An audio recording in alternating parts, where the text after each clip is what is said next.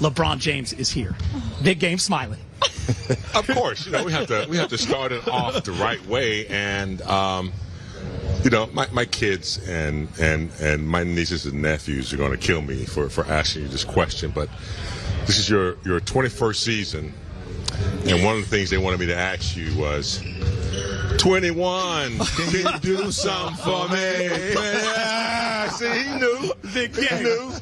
This is why we let your numbers on the wall. That's why we let you take over the show. Nah, but they teased me to do that. I love it. I knew the great opening. I got you. I got your back. I got your back. LeBron, I was there for Game 4 to see your incredible efforts, and you left it all out on the floor, and then you went to the podium and you said, I have a lot to think about with the game of basketball. And for me, I personally thought for the first time, he's not going to be our leadoff hitter at Media Day forever. When did you know there would be a season 21?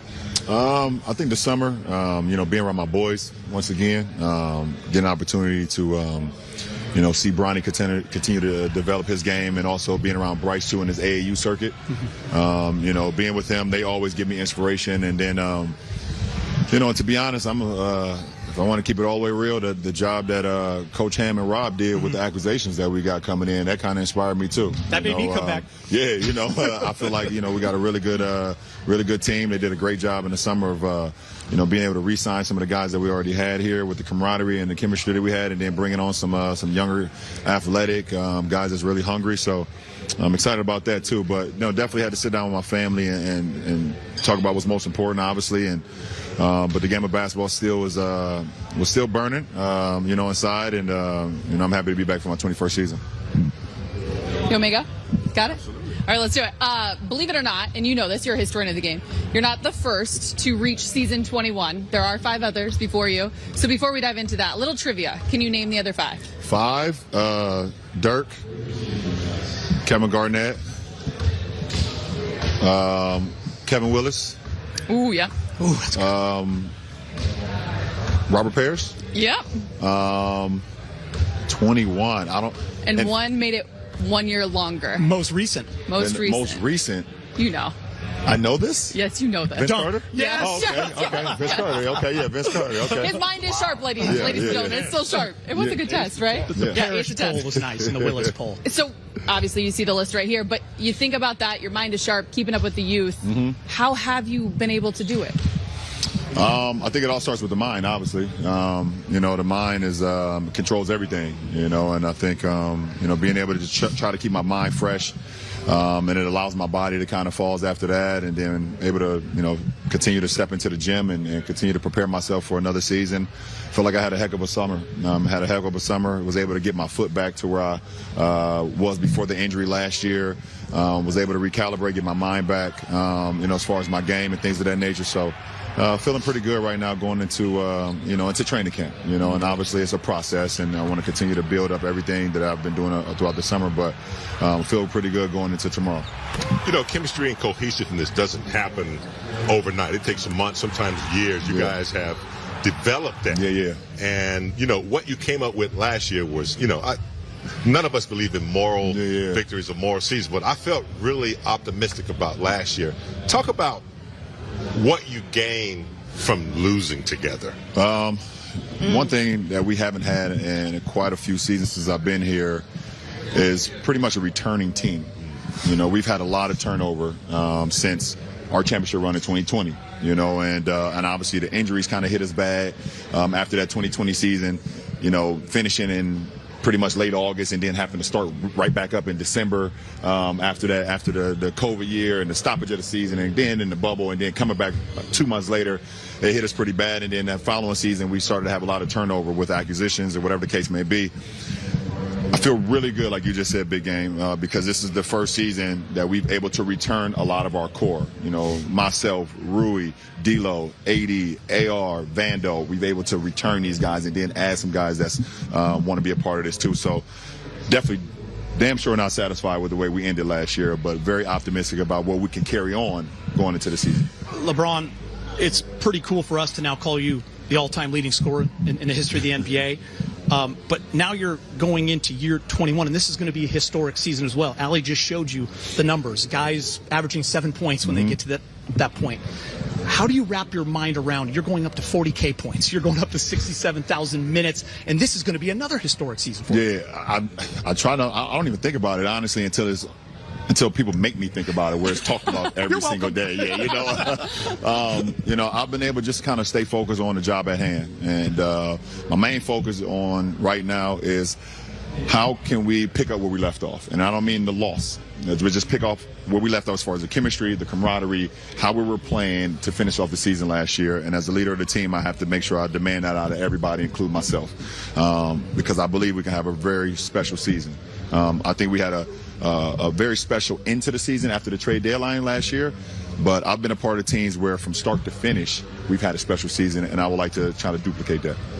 I have to ask this because I know it's one of your favorite narratives surrounding you, especially at this point of your career, playing time, of course. But you talked about the carryover from last season. You look at the roster, and we've talked about it a lot on our shows. There's only 2 guys 30 and above, one of which is 30, Anthony Davis, and then the other is the NBA's all-time leading scorer, you, at almost 39. Yeah. Just when you process that and you look at the season from a big picture standpoint, does the mind change in terms of what's going to be asked of you from a night-to-night basis and how you can prepare? Yeah, I mean, there's a difference between what's going to be asked of me from the coaching staff and what's going to be asked of me and myself. So I demand excellence. I demand the most I can get out of myself every night.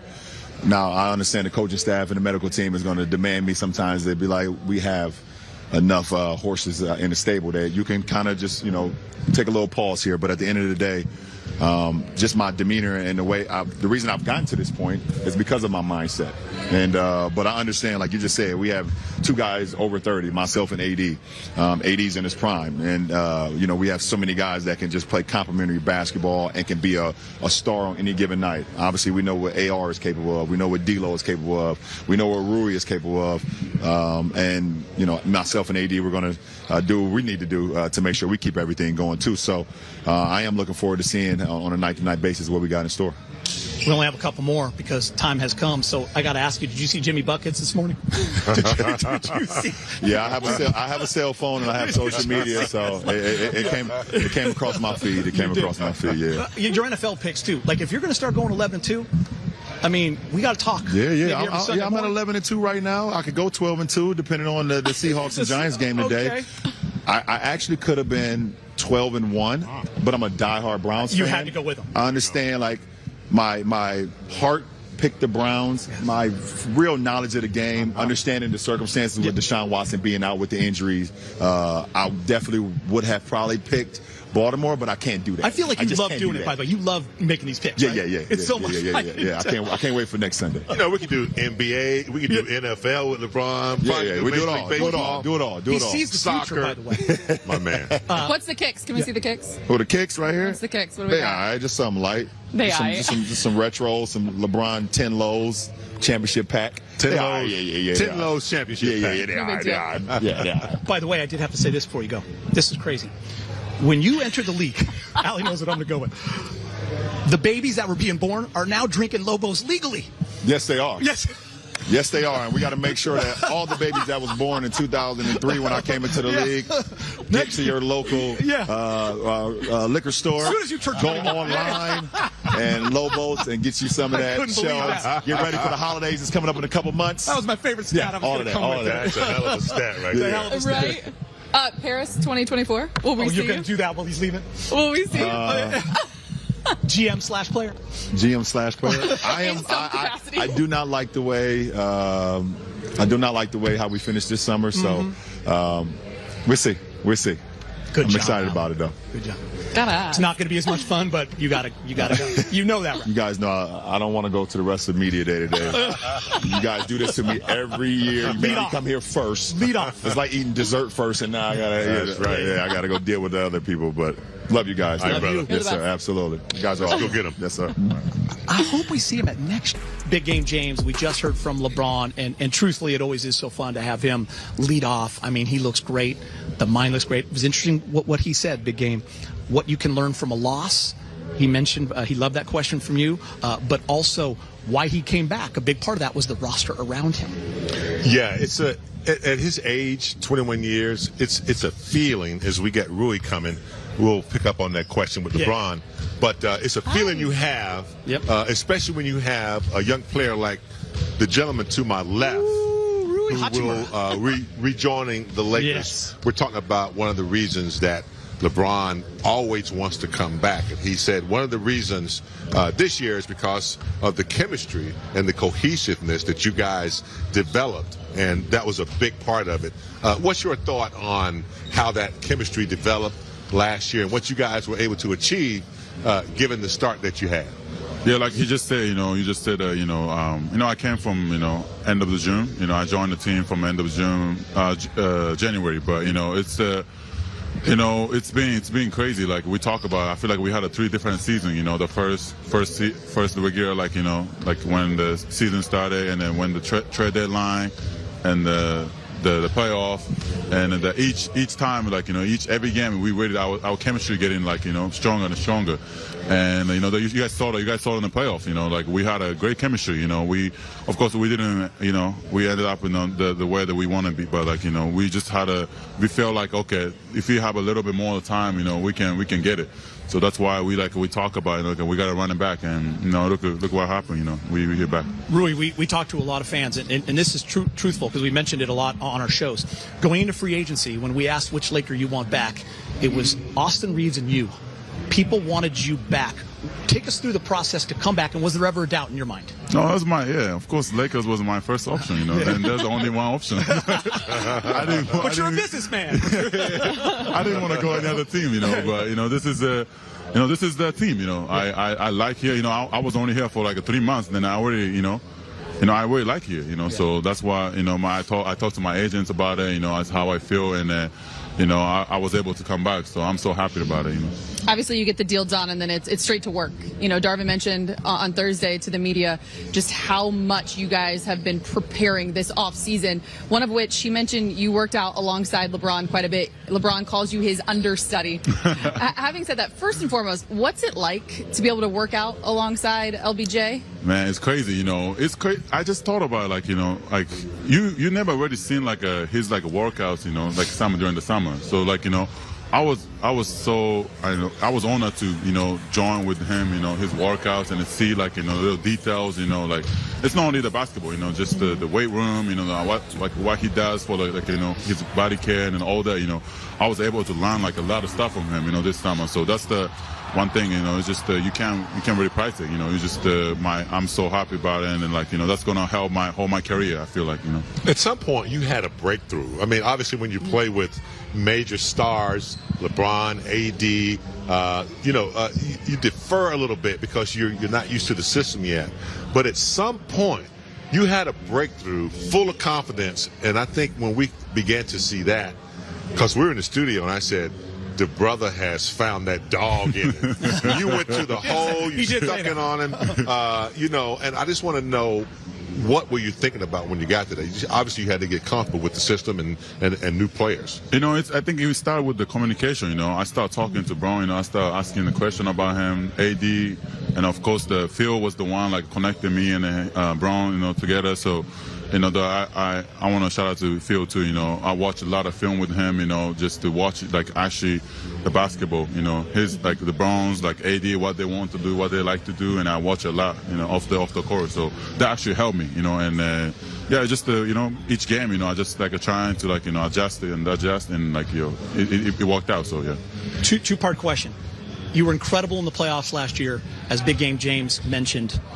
What was that experience like for you? What did you learn about yourself? And then I have a team question. What was your favorite moment of the playoffs? And it's tough, but of course the first game of against the Memphis. I don't know. I knew when I start when I got on the court, I felt that. I feel like, okay, this is the game. Yeah. I was like, yeah, this is the day. I think but. It's always for me, it's bigger games, I get more motivated, and I get more get my power up, so my, just I like those big games, it's just that's how I've been since I was kids, all the big moments I get, I get better. You know, that's how I play. So. Even playing baseball? That's fun. That's fun. So yeah, that's how I am, you know. But like, you know, I learn a lot of stuff, of course. But you know, it's just the big moments, the bigger moments. You know, I just get, you know, my strengths out. So yeah. So many people have put so many expectations on you, and a variety of players, if you will, especially when it comes to the great ones or the ones they see potential in. What are the expectations you've placed on yourself coming into this upcoming season? You know, it's just, you know, of course, people talk about, for sure, the shooting, my 3 points, you know, those kind of stuff. And also, like, you know, I think I need to play more like a girls, like a 3 positions, you know, which I like 4, but, you know, it's just 3, 4s right now is like kind of same thing. So, you know, it's just got to, you know, adjust a little bit. But, you know, I think those kind of stuff, shooting and then like ball handling, those going to be the big key for me. And then the rebound, too. The rebound's going to be, yeah. Yeah, don't take this personally, but I compare you a little bit to Kawhi Leonard. The shoulders, the size. I've never seen you been denied to get into your spot to get your shot off. You rarely get it blocked, and you can defend on both ends. Have you studied his game or looked at his game to compare to yours? Because I see a lot of similarities in size and strength and delivery and efficiency. Yeah, it's funny because when I first time I came in the States and for the college, you know, that's why people start saying that you look like you play like a Kawhi. Well, I'm not the first one. Okay. All right. So that's why then I started watching him a lot during the college, like when I was in college, and then like, you know, even the league when I got didn't know that. You know, I was watching him a lot. So it might be, it came from there. Like, you know, his mid-range game, you know, like it was crazy, you know. So I watched him a lot for sure. Is there a guy who are you most excited to see in training camp? You know, like besides yourself, obviously, but like, I can't wait to see this guy. Tough. I know, right?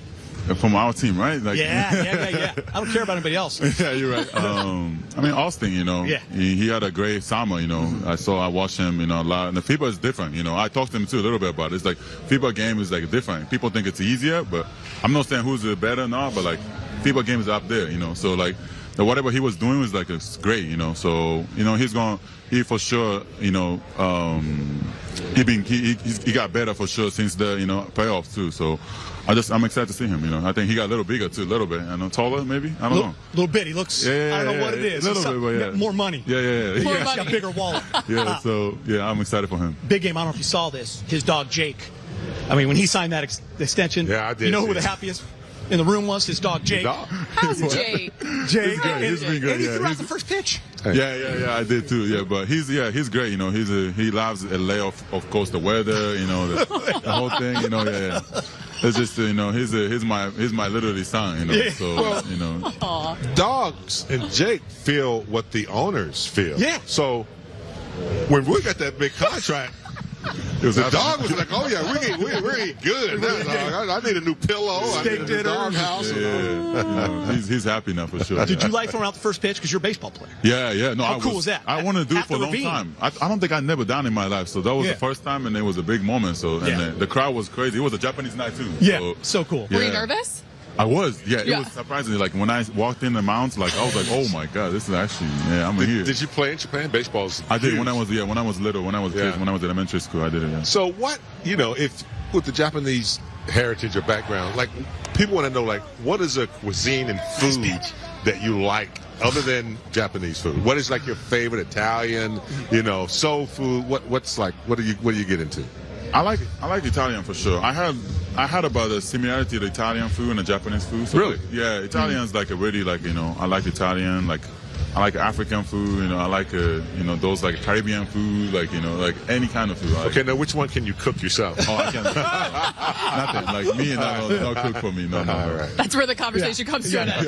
Really, with the food. It was fun to have you on set. We hadn't had you yet because you came mid-season last year. Yeah. We're so excited to have you back. Thank you, guys. And you're gonna have a great year, man. Thank you. You're gonna have a great year. It's awesome. All right, we appreciate you. There's Rui. He's going on with the rest of his media day. I want to show you guys what he did in the regular season and then the playoffs, because big game, I thought you said it perfectly. He found that dog in him, and these numbers are crazy. I mean, look at the playoffs, big game. 56% from the field, just a hair under 50 from three, 49% the entire game, 12.2 points per game, and he won some playoff games for the Lakers. He sure did, and he was very impactful in a lot of games, especially the defensive end. I mean, he hit some big threes, but he was able to block shots, put his muscle into the game, guard, bigger and taller players, and he's not a young rookie. He's been in the league a little while, hasn't been playing as much. He was in D.C., didn't really find his footing there, but he's not some young rookie. He's been, thinking about what he needs to do to get back to the type of basketball he was playing when he was drafted. And I think he's definitely found a home here in Los Angeles. All right, the other member of our team, Mike Bresnahan, patiently waiting by, Cam Reddish. All right, Cam, welcome to the Lakers. How's it been so far for you? It's been a lot of fun. Great vibes, very positive, and just a ton of fun so far. A lot of great work getting in. It's a world-class organization. World-class vets. So just trying to take it all in and learn a lot. Now, you had the mini training camp already with LeBron. How was that as far as chemistry? Did you guys have some good times, that type of thing? Yeah, that was a lot of fun. Got to know the guys a little bit better, went to dinner, things like that. Obviously got to go on the floor, had some fun drills, shooting games, things like that. So it was fun. Okay, sounds like you guys are off to a pretty good start. What did you work on the most during the offseason? A little bit of everything. Worked on my body a lot in the weight room a lot, and being a lot better catch and shoot shooter from three. And then it's being, like I said, my body, so I can play defense to the best of my ability. So. Okay, so you had a little muscle? A little muscle, yeah. Okay, can we ask how much? I think I gained about 12 pounds. 12 pounds? I did too, but not the good type at all. I had ice cream and stuff. You didn't. Nah, it was good weight. It was good weight. All right, what's it like so far with LeBron and AD? Obviously, the big names here on the franchise. I haven't been around them too much yet on the floor, but around them throughout the facility and stuff, they've been super cool. Super approachable. So, I'm looking forward to the rest of the year. What made you choose the Lakers? You were a free agent, probably had some options. Why here? I don't think it's a better option. You know what I mean? Everything that comes with it, it's just going to be a great experience for me. And I don't know. There's a lot of answers I could give on that one. So. All right. Are you motivated this season? Like, are you excited for this? Or are you kind of like, okay, new team, I want to show the world, remind the world what I can do? Yeah, I'm super excited, man. I got an opportunity to win. I have an opportunity to prove myself. So, it's kind of the best of both worlds. I get to learn from the best and being around the best every day. So, I'm looking forward to it.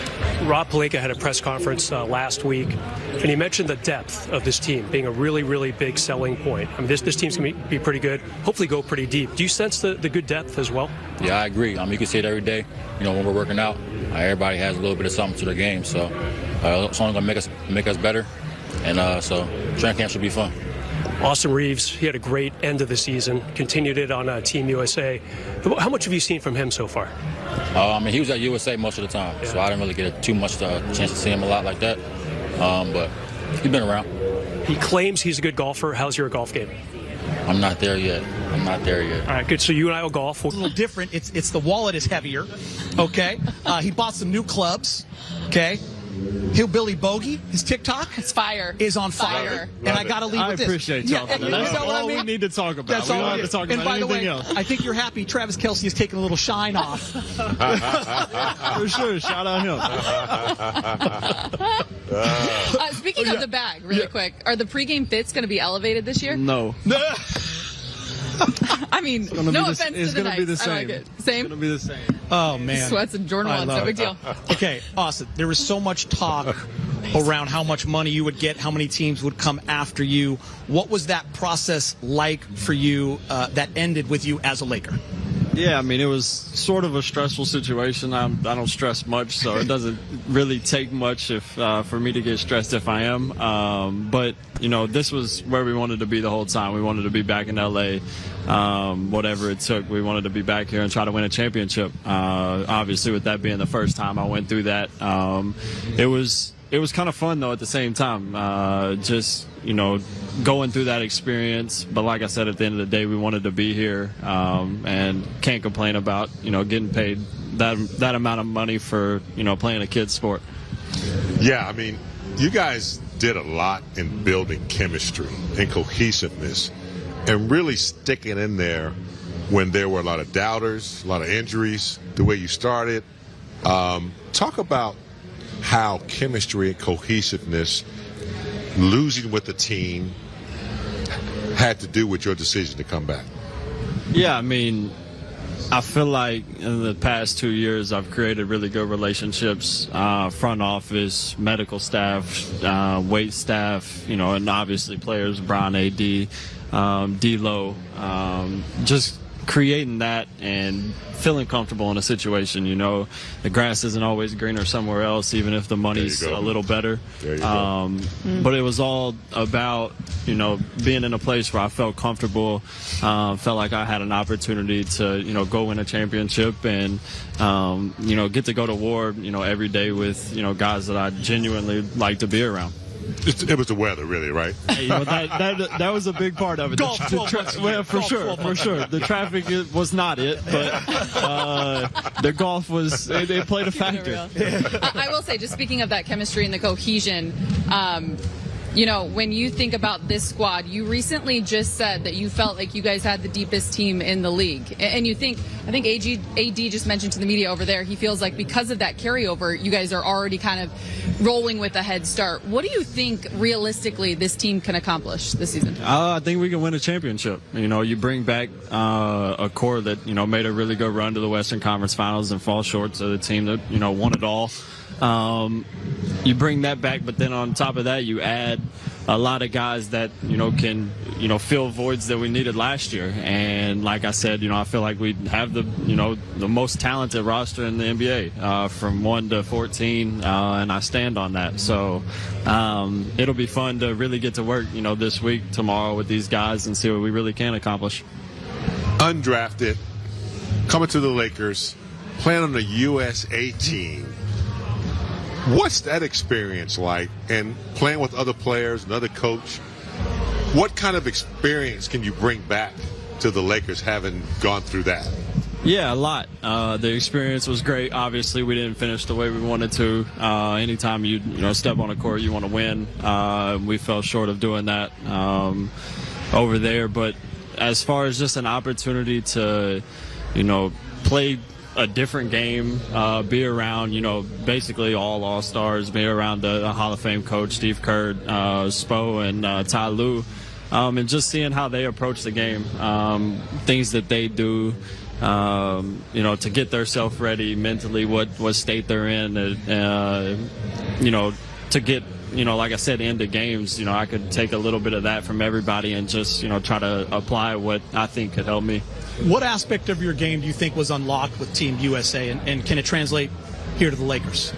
I think just being able to fit, wherever. Obviously, we got Brian AD, D'Lo, Rui. We got a lot of talent, like I've said many a times. Just being able to, in game, figure out kind of what the game needs. And I feel like against those teams, I could feel, out the game and feel what the game needed and try to do that. And that's basically, what I'm going to do this year.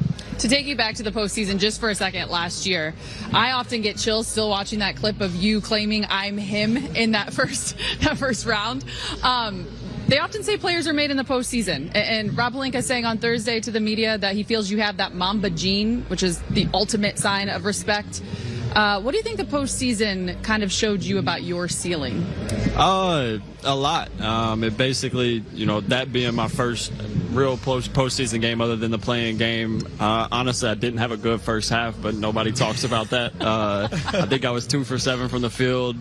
Brian looked at me at halftime, and there was a couple plays where I thought I got fouled, and he was just like, "Look, it's different. Like, you can't be expecting to get those calls. You got to go finish. Like, you got to be a player."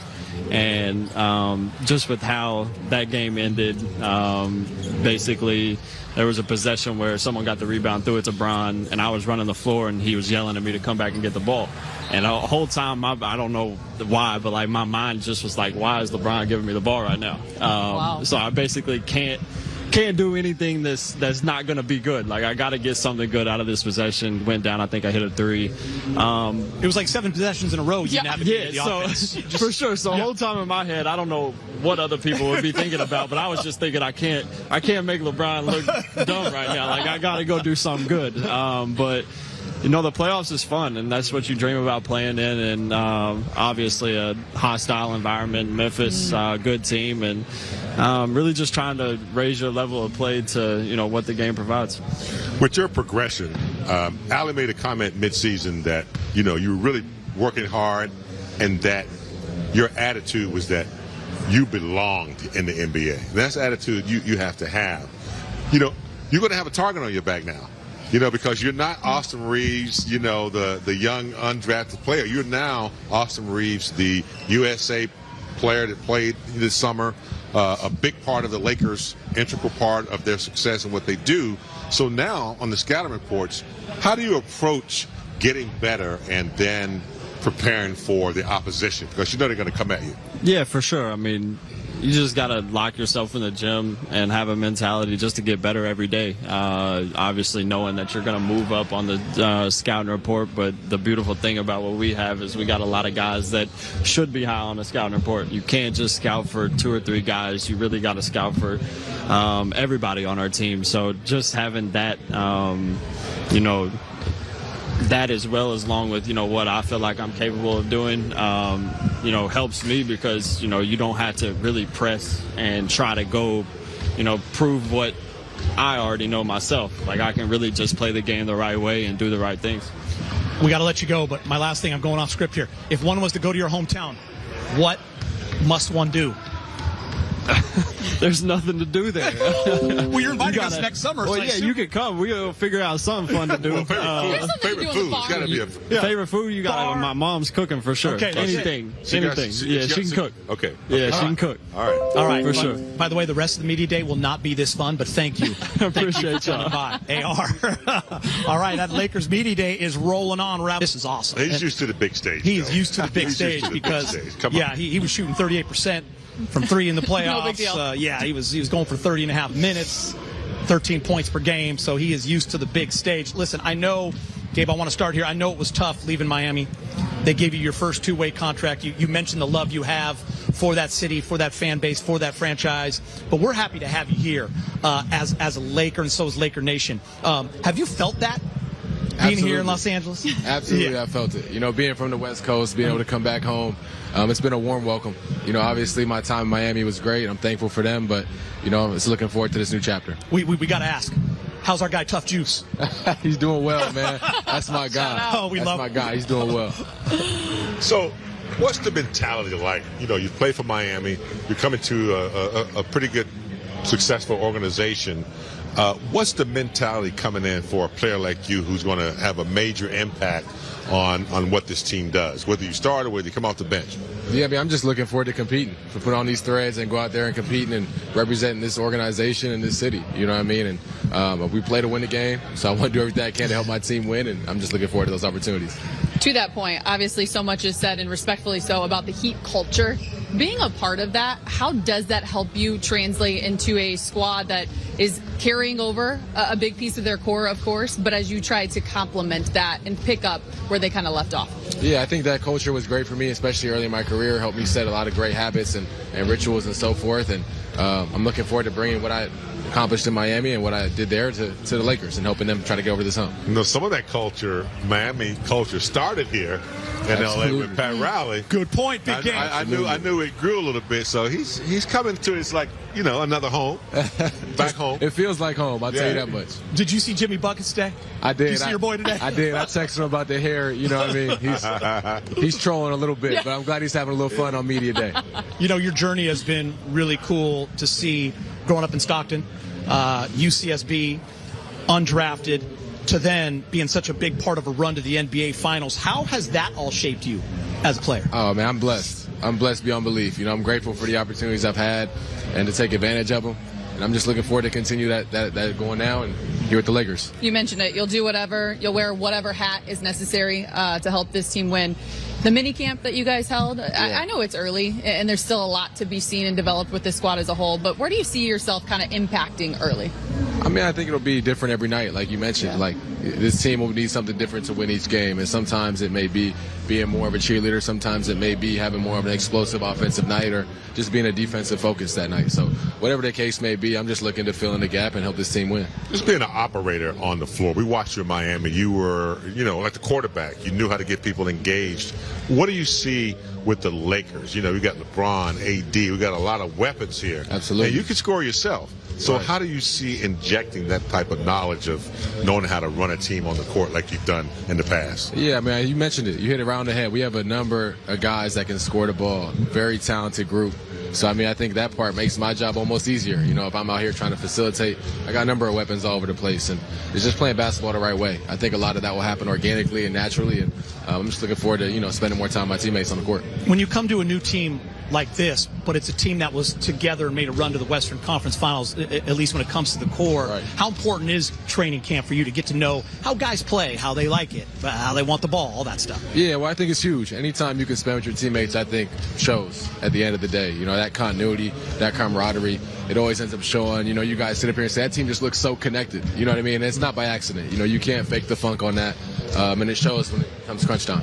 Obviously, you got it. No, you go. You played for one of the great coaches in Eric Spoelstra, and Darvin Ham, so impressive. I know we talk about him a lot in his first season in that head chair here in LA. Yeah. What has that been like, getting to know Darvin and just kind of his philosophy? It's been great. Getting to just, you know, peel back the curtain, get to see how he thinks, how he views the game, a little bit of his background, get to know him better. You know, obviously I had some time with Spo, got to know him on a personal level, which was a pretty good amount, and got to know how he thinks, and, you know, looking forward to doing the same with Darvin. From South Beach to Venice Beach, what's your preference? I mean, people like, you know, people like to come to South Beach. Look, you know, I'm going to put it like this. I'm from California, man. I'm from California. I'll put it that way. I don't know, man. South Beach gets a high rating sometimes. Yeah, I mean, it's a special place. Welcome, brother. When you think Lakers, like, what's one of the greatest memories for you if you ever think Lakers? Like, obviously, some people say Kobe's 81, or, you know, I was like Magic in Big Game. Is there a moment that sticks out for you? You know, the first one that sticks out of my mind is a Kobe lob to Shaq after a cross at the top of the 2000, key. Game 7. Yeah, with 2000, Portland, I believe. Yes, yeah. Yeah, so that's the clip that just jumped into my mind when you said that. Yeah. But it's hard to talk about the Lakers without talking about Kobe and Shaq. I think that's, you know, my era as well, so it jumps to the forefront of my mind. Has it hit you that as someone from California, you are wearing a Laker uniform? Yeah, it hits me sometimes. You know, I have a jersey in my house. I've been sitting out just so I see it every day. Like, you know, this is, you know, reality. This is real. We are home, and, you know, my friends and family are all super excited, obviously, me being closer to them. And so it's been great. It's been fun. Last thing, how was Spain? I had a great time. I had a great time. It was my first time in Europe. Yeah. I do like to travel. Yeah. Most of the time I've traveled has been for basketball, so I had some time for me. You know, I still managed to work out and work on my game a bit, but it was nice to see the Barcelona, world. Madrid, Malaga. Barcelona. Yeah. In Paris and in Barcelona. The tapas are good. They Good got some food. Good croquettes. Great culture. Good great food, wine. great wine, great people. Oh, yeah, man. That's awesome. What more One you of my need? favorite places, brother. Yeah. Gabe Vincent, man, thank you so much for stopping by. Thank you. Welcome, On man. Media Appreciate Day. We're y'all. so happy you're a member of this Lakers family. We're now going to go over to Mike Bresnan. He's with Christian Wood. Christian, I'm not going to hug you, but I'm very excited that you're here. We've been talking about you so much on our shows for months. You're finally a part of the Lakers. How's it going so far? It's going great. I'm happy to be here. Good group of guys. Everybody's been meshing well. Everybody's been playing well. And hi, it's good to see you. And, you know, it's great. It's great. I'm excited to be here. What were some of the determining factors for you that said, hey, I do want to sign with the Lakers? Well, me knowing half the players that's already on this team, a big thing I would say is Rob and Darvin. Them doing their recruiting, I should say, really well. My agent got to talk to Rob almost every single day. I talked to Darvin Ham every single day. Me and him have a relationship going back to when I was in the G League, and he was at Gerg's camp, you know, rooting me on, saying how well I'm going to do. And us just having that relationship from Milwaukee until now, it's just been great. And we talked every single day, so it's good. Yeah, they mentioned that last week at their joint press conference. Like, it was a big deal for them to be in contact with you. I mean, you definitely felt wanted. Like, okay, this sounds like a pretty good fit. Yeah, for sure. I mean, they've really called more than any other team, so it's great. It's great. What's your role going to be? Are you going to be starting? Are you going to be coming off the bench? I have no clue, but whatever it's going to be, I'm ready to try and help this team win as many games as possible. I'm going to say it. I've been saying today, you know, this whole time is that my main thing is to get to the playoffs. I haven't been to the playoffs yet. I want to win games. I want to try and, you know, get to the end goal, which is a championship. So that's what I'm really focused on. You know, starting, coming off the bench, it doesn't matter. You know, Darvin told me I was going to play a big role to his team, whether it's starting or coming off the bench. So I'm excited for that. Yeah, Darvin did mention last week at that press conference that indeed, you know, Christian and I, we've talked about him getting to the playoffs for the first time. Yeah. What would that mean to you? Everything. I mean, that's when, you know, when it really matters, when everything really boils down. So I'll be ready. Now, also, I want to talk to you about what you said, saying, hey, Dallas, you know, I learned some stuff, but I'm carrying a little chip on my shoulder because of that. What sort of energy will that give you this season? I'm motivated. I'm very motivated. I think this might be one of my more motivated seasons. Probably my most motivated season I probably went into since being undrafted. Is that because things didn't work out quite the way you wanted, or just everything? The narrative, everything people have been saying about me, the false narrative. I'm just ready to prove a lot of people wrong. Rob did say last week a lot of depth on this team. Do you sense that already? Yeah, I mean that was another big thing coming to this team. You look around, you have guys. I mean teams like Drew going to Boston, Dame going to Milwaukee. Phoenix is a deep team in terms of starting five. All of those teams have good starting fives, but I think with this team we have the most depth. I don't think the teams have more. No team in the league has more depth than we have. What's it been like for you around LeBron James? I mean, the guy's gonna be 39 in a couple months. It's his 21st NBA season. I mean, I'm already learning from LeBron. I think it was day one when I first walked in the gym to get my first workout in. It was like 7 a.m. When I had to start my workout. I'm walking in the gym and I see LeBron already in a full sweat working out. So as a guy that's never really played with LeBron before, to see that, it made me want to get in the gym earlier than LeBron. So how do you see yourself playing off of Anthony Davis, also a very good player in his own right? I think we're both a good pairing. We've actually talked a lot. He's recruited me to try and come here during the summer as well. I think with his length, him be able to block shots, my length, me be able to block shots. I can piggyback off of him. He can help me defensively. I can help him offensively. I think we could just really figure each other out and get this thing going. I think our length and my ability to be able to switch on the perimeter and guard some guards sometimes, and his ability to be able to guard 1 through 5 is kind of good. And like I said, our length in terms of the paint is going to be great. Last one for you. How far can this team go in the playoffs? Championship. That's the goal all around. That's the goal. Hope you get there. Thank you. I appreciate that. Great work, Brez. Awesome to hear. Christian Wood is excited and ready. Look at that season with the Mavs. 16.5 points, 52% from the field, 38% from three, over 7 rebounds and over a block per game, but he still feels that he needs to change the narrative. Just in a few moments, we will be hearing from Anthony Davis, AD, back again as a Los Angeles Laker in big game in Alley. That is always good news. It is very good news to have your anchor, with this team. I believe he's the anchor. We know LeBron. This is LeBron's team as leadership is concerned and, vocally and verbally. But on the court, I think it's starting to become this young man's team who's walking up on me right now, Mr. Anthony Davis, just talking about you coming back this year and your dominance and, just how you feel. How do you feel? I mean, I don't believe in, none of us believe in like moral victories or moral seasons, but the type of season you guys had last year is something really to be optimistic about coming back this year. Yeah, we want to build off of that. I feel good. Team feels good. We know we were close, even with all the adversity we went through. We talked about having 3 seasons in one season last year, kind of the beginning, then the trade, and then the playoffs. So we just want to build off of that, continue to push forward and try to get number 18. I don't know if this has been confirmed on Twitter yet, but this is AD's favorite part of media day. 100%. It is. It is. So one summer, you got married, one off season. Then you became a dad again in another off season. You're not on social media, so we don't get to see you much. But I think Congrats I read to you for that, by the Congrats way. to him for that. Smart. My life is so peaceful now. Man. But I think I did read somewhere that AD got the bag again. You got the bag again. Is that right, AD? Yeah, and I'm grateful. Thankful to the Laker organization for committed to me like that and having enough faith and trust in me. I owe it to them to go out every night and put my body on the line for this organization, and that's what I plan on doing. I know AD, what you're capable of, but I think that you reminded a lot of people just how dominant and impactful you are on a night-to-night basis. How much did the end of last season motivate your off-season, and what did that look like? It's very motivational. I mean, obviously, KCP is my guy, so you kind of congratulate him, like, you got this one. But it was just a lot of, like, the talking and all the Lakers. It was just so much of that going on. Like, all right, we get it, y'all won. But, I think, me and Bron had some conversations like, we can't wait. You know, like James said, there's no moral victories. You know, and we didn't like, oh, well, we had a 0.3 chance of making it, and we got to the Western. Like, nah, you know, we feel like that we had enough to win. Obviously, we were climbing an uphill battle for 2 months trying to make it the playoffs, but it's a lot of motivation. Like, you want to win. Anytime you lose, you know, it's motivation to get ready for the next season, try to compete for a championship. So that in itself is motivation, but also all the little talking that has been going around all summer, you know, Y'all heard it? Yeah.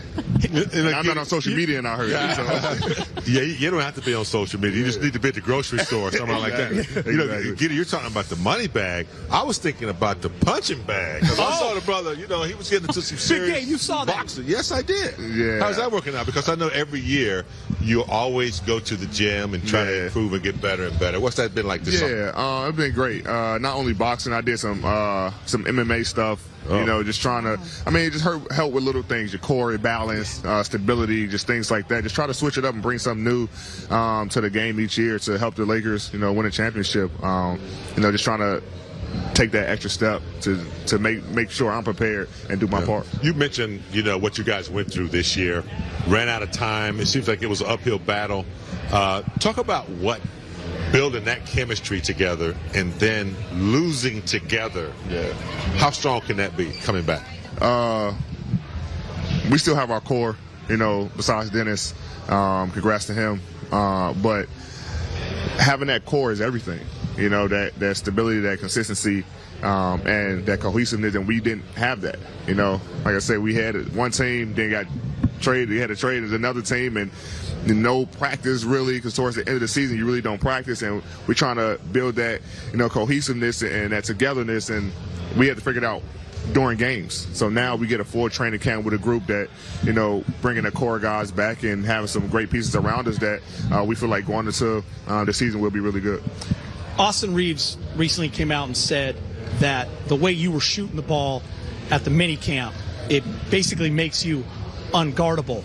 We know how dangerous you are in the key, though. So how do you balance, AD, the inside-out approach? Just spacing. Yeah. Reading how the defense is playing. You know, you have, you know, certain bigs who don't like to guard on the perimeter, and so now you kind of space them out. And the guys that you know, usually the perimeter, but smaller guys, like I used to punish Christian Wood, you know, now he, you know, so, you know, guys like C. Wood, you take him in the post, you know, but just having a mix, you know, and the one thing about it, like I always see guys, you know, bigger guys shoot threes, you know, they kind of fall in love with it and start, you know, staying on the perimeter. And so I kind of don't want that, but when the time is right, play call or just spacing purposes, you know, if I got to let it go, then let it go. Can I jump in, guys? Because you mentioned Christian Wood, and I spoke to him a couple weeks ago when he first got here, and a big reason why he came was because of you. Is there a better place to try to change the narrative than L.A. for him? How excited are you? Not at all. Yeah. Exceptional talent, can really play. And I think a lot of teams kind of just forgot about him. I mean, obviously he played, you know, as well in Dallas, had some stuff going on. But, you know, when you come here, you know, we tell them the media's going to be on you, like all eyes on you. So you got to be ready. And he's came in, you know, working hard, and he's prepared to get ready for the season. AD, you mentioned that you do listen to what is being said out there. At least you hear it. Whether or not you listen, that's your prerogative. Having said that, there are Hall of Famers out there that believe that you could, can, should be a part of the MVP discussion. And oftentimes you sit with us here on Media Day. Yep, here on Media Day, and you talk about those goals and expectations. Do you allow your mind to go to that conversation for yourself? No, it's just the expectation I have of myself playing that. You know, whether I'm in it or not, you know, it's the expectation of playing to that caliber. Because I know it'll benefit the team, you know, and I have to, I'm my biggest critic. And I'm on myself after every game. Man, this is what you could have did better. Even in wins, watching film, talking to Bron, talking to, you know, Darv, and just trying to figure out ways that I can get better to help the team and ways we can get better as a team. You know, you can't control wins and losses. You know, you control your energy, effort. And like I said, this year, you know, I want to come out and kind of build on last year. And hopefully, if everything play out, I'll be in those conversations. Well, you know, obviously being injury-free, you don't have to think about it. It'll take care of itself, the way you play the game. But talk about LeBron's 21 years of leadership. 21 years of leadership. I asked him, I said, 21, can you do something for me? But talk about how now both of you guys have led the last few years. Do you need to be more vocal and have more leadership in addition to what LeBron is giving the team? Yeah, and I've started that in the mini camp. Yeah. And some of the coaches were like, here it goes. Phil Handy was like, they're in trouble. So I know he's getting old. He's who knows. So you're the second oldest guy on the team. I know. I just said that. 30. I was like, I'm the second oldest. Oh man, this is bad. But taking that next level, being vocal, leading on the floor, helping the guys out. Not want to leave it all on LeBron. And so I've been very vocal. This summer for sure. We don't have a whole lot of time left with you, but I often say that October is the best month because you've got the NBA starting back up. October baseball, obviously, it's happening, but I got to give a shout out to the WNBA. Mm-hmm. The finals are going on right now. I called some Sparks games, to which you were out at some WNBA games this summer with your family, with your oldest daughter. What's that like? It's been phenomenal. My daughter only thought basketball was for men. Oh. And I was like, no. We need Sparks tickets. Yes. So took her to some games, and she loves it. She's in the backyard playing basketball, running around with a ball in the house. But yeah, it's been a great time. Obviously, WNBA is definitely catching that traction that it's supposed to have. The competitive nature is at an all-time high right now. The players are at an all-time high right now, and everybody's playing phenomenal basketball. You see players around the entire league, NBA, going to WNBA games now. So it's fun to watch. And he's a girl dad like me. Yeah, I'm a girl dad. Yeah. And on a serious note, it's great to see a fraternity and a sorority have the same missions together, and you can see it's working.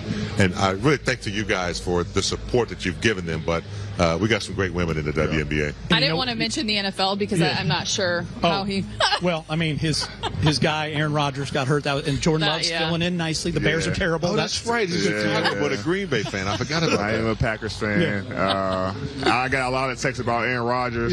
What are y'all going to do now?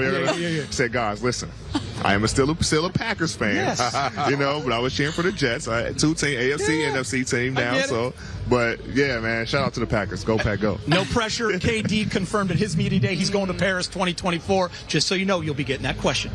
They did, and I told them I didn't know. But I said it earlier. Brian asked me last year, and I told him, if they asked me, I'm in. So, just waiting on the ask. Yeah, every don't ask, every few years we have to remind you that So this might be that year. Yeah. I mean, I only did it once really, and I didn't really it's when Bron, Kobe, CP, Melo. I was sitting on the bench. You were like this? Yeah, I was 19 years old. I remember that young photo. Yeah, so if they ask, I'm definitely in. All right, AD, thanks so much, man. We always appreciate you being here. We're now going over to Mike Bresnahan with Max Christie. Max, your second year with the Lakers. What's it feel like this time around? It feels a lot different, but I feel more confident for sure. And now that I've been here, done it for a year, so I'm excited to get the second season going. What have you worked on a lot during the offseason? The eye test shows you put on a little bit of muscle. Yeah, that's one of the biggest keys is in the weight room for sure. And then basketball-wise, learning how to use my body and just sticking to the fundamentals of shooting, defense, handling the ball. From last year, I think I put on about 15 to 20 pounds. All muscle, of course, right? Yeah. I look still pretty slim, but, a little more muscular. Okay, Vegas Summer League was really good for you. You averaged almost 20 points. Shot 55% from three-point range. How much of a role will that outside shot be for you this year? I think it'll be a big part of my role for sure. I think I displayed that a little bit last season during the regular season, and then I was able to add on to it for Summer League, and so now I want to keep that going because three-point shooting is always a valuable asset, in the NBA these days, so I'm trying to keep that going. And it wasn't just shooting for you in Summer League, a lot of dunking as well. So people still talk about some of those dunks. How fun was that for you to do that? It was fun. Summer League was a really good time, and I felt a lot more comfortable, like you said. Now I'm going into my second year, and so I felt a lot more comfortable and confident, and I think that was able to show on the court. Okay, Rob Plinkett talked in a press conference last week, said this team is very deep. How much of a part of the rotation do you think you'll be? You played 41 games for the Lakers last year. Yeah, it's like you said, it's a deep team, and my goal is to play. But at the end of the day, I'm going to go out there and control what I can control. It's not my decision whether I'm in the rotation or not. That's up to the coaching staff. But I'm going to go out there, control what I control, play as hard as I can. Okay, LeBron had his mini camp in San Diego last week. Now, last year you were a rookie, probably had to do a few little jobs for everybody. Yeah. Was it like this year? Were you able to delegate to the new rookies? Yeah, I'm trying to teach them. I'm trying to, allow them to watch me do some of the things. I'm still technically a rookie till the first regular season game, but I'm trying to teach them well. I thought I did a pretty good job in my rookie duties last year, so I'm trying to give them a little bit of a blueprint for them this year. What are some of the things that they have to do, or is that top secret stuff? No, it's not very secret. I mean, grabbing stuff for the guys when they need it. The vets ask for something, you got to get it for them. Just making sure everything's laid out for all the guys. That's just something that everybody has to pay their dues as a rookie, and so something that I enjoy doing. Actually, it's just a pivotal part of everybody's rookie year. Okay, LeBron going to start season 21 here in a few weeks. What's it been like for you with him? Oh, it's been great, man. I've learned so much from him. On the court, his work ethic, and then how he takes care of his body is probably the biggest thing. But I've really just been observing, how he goes about his work ethic, how he goes about his routines, and trying to find ways to modify it so I can, turn it into my own routine, right? So I've learned a lot from him. He's been really fun to be around. A really good guy to ask questions to, and I'm really grateful to have him on the team and someone to look over. Austin Reaves, pretty meteoric rise for him towards the end of last season, and again into the offseason with Team USA. Yeah. What do you think of his play lately?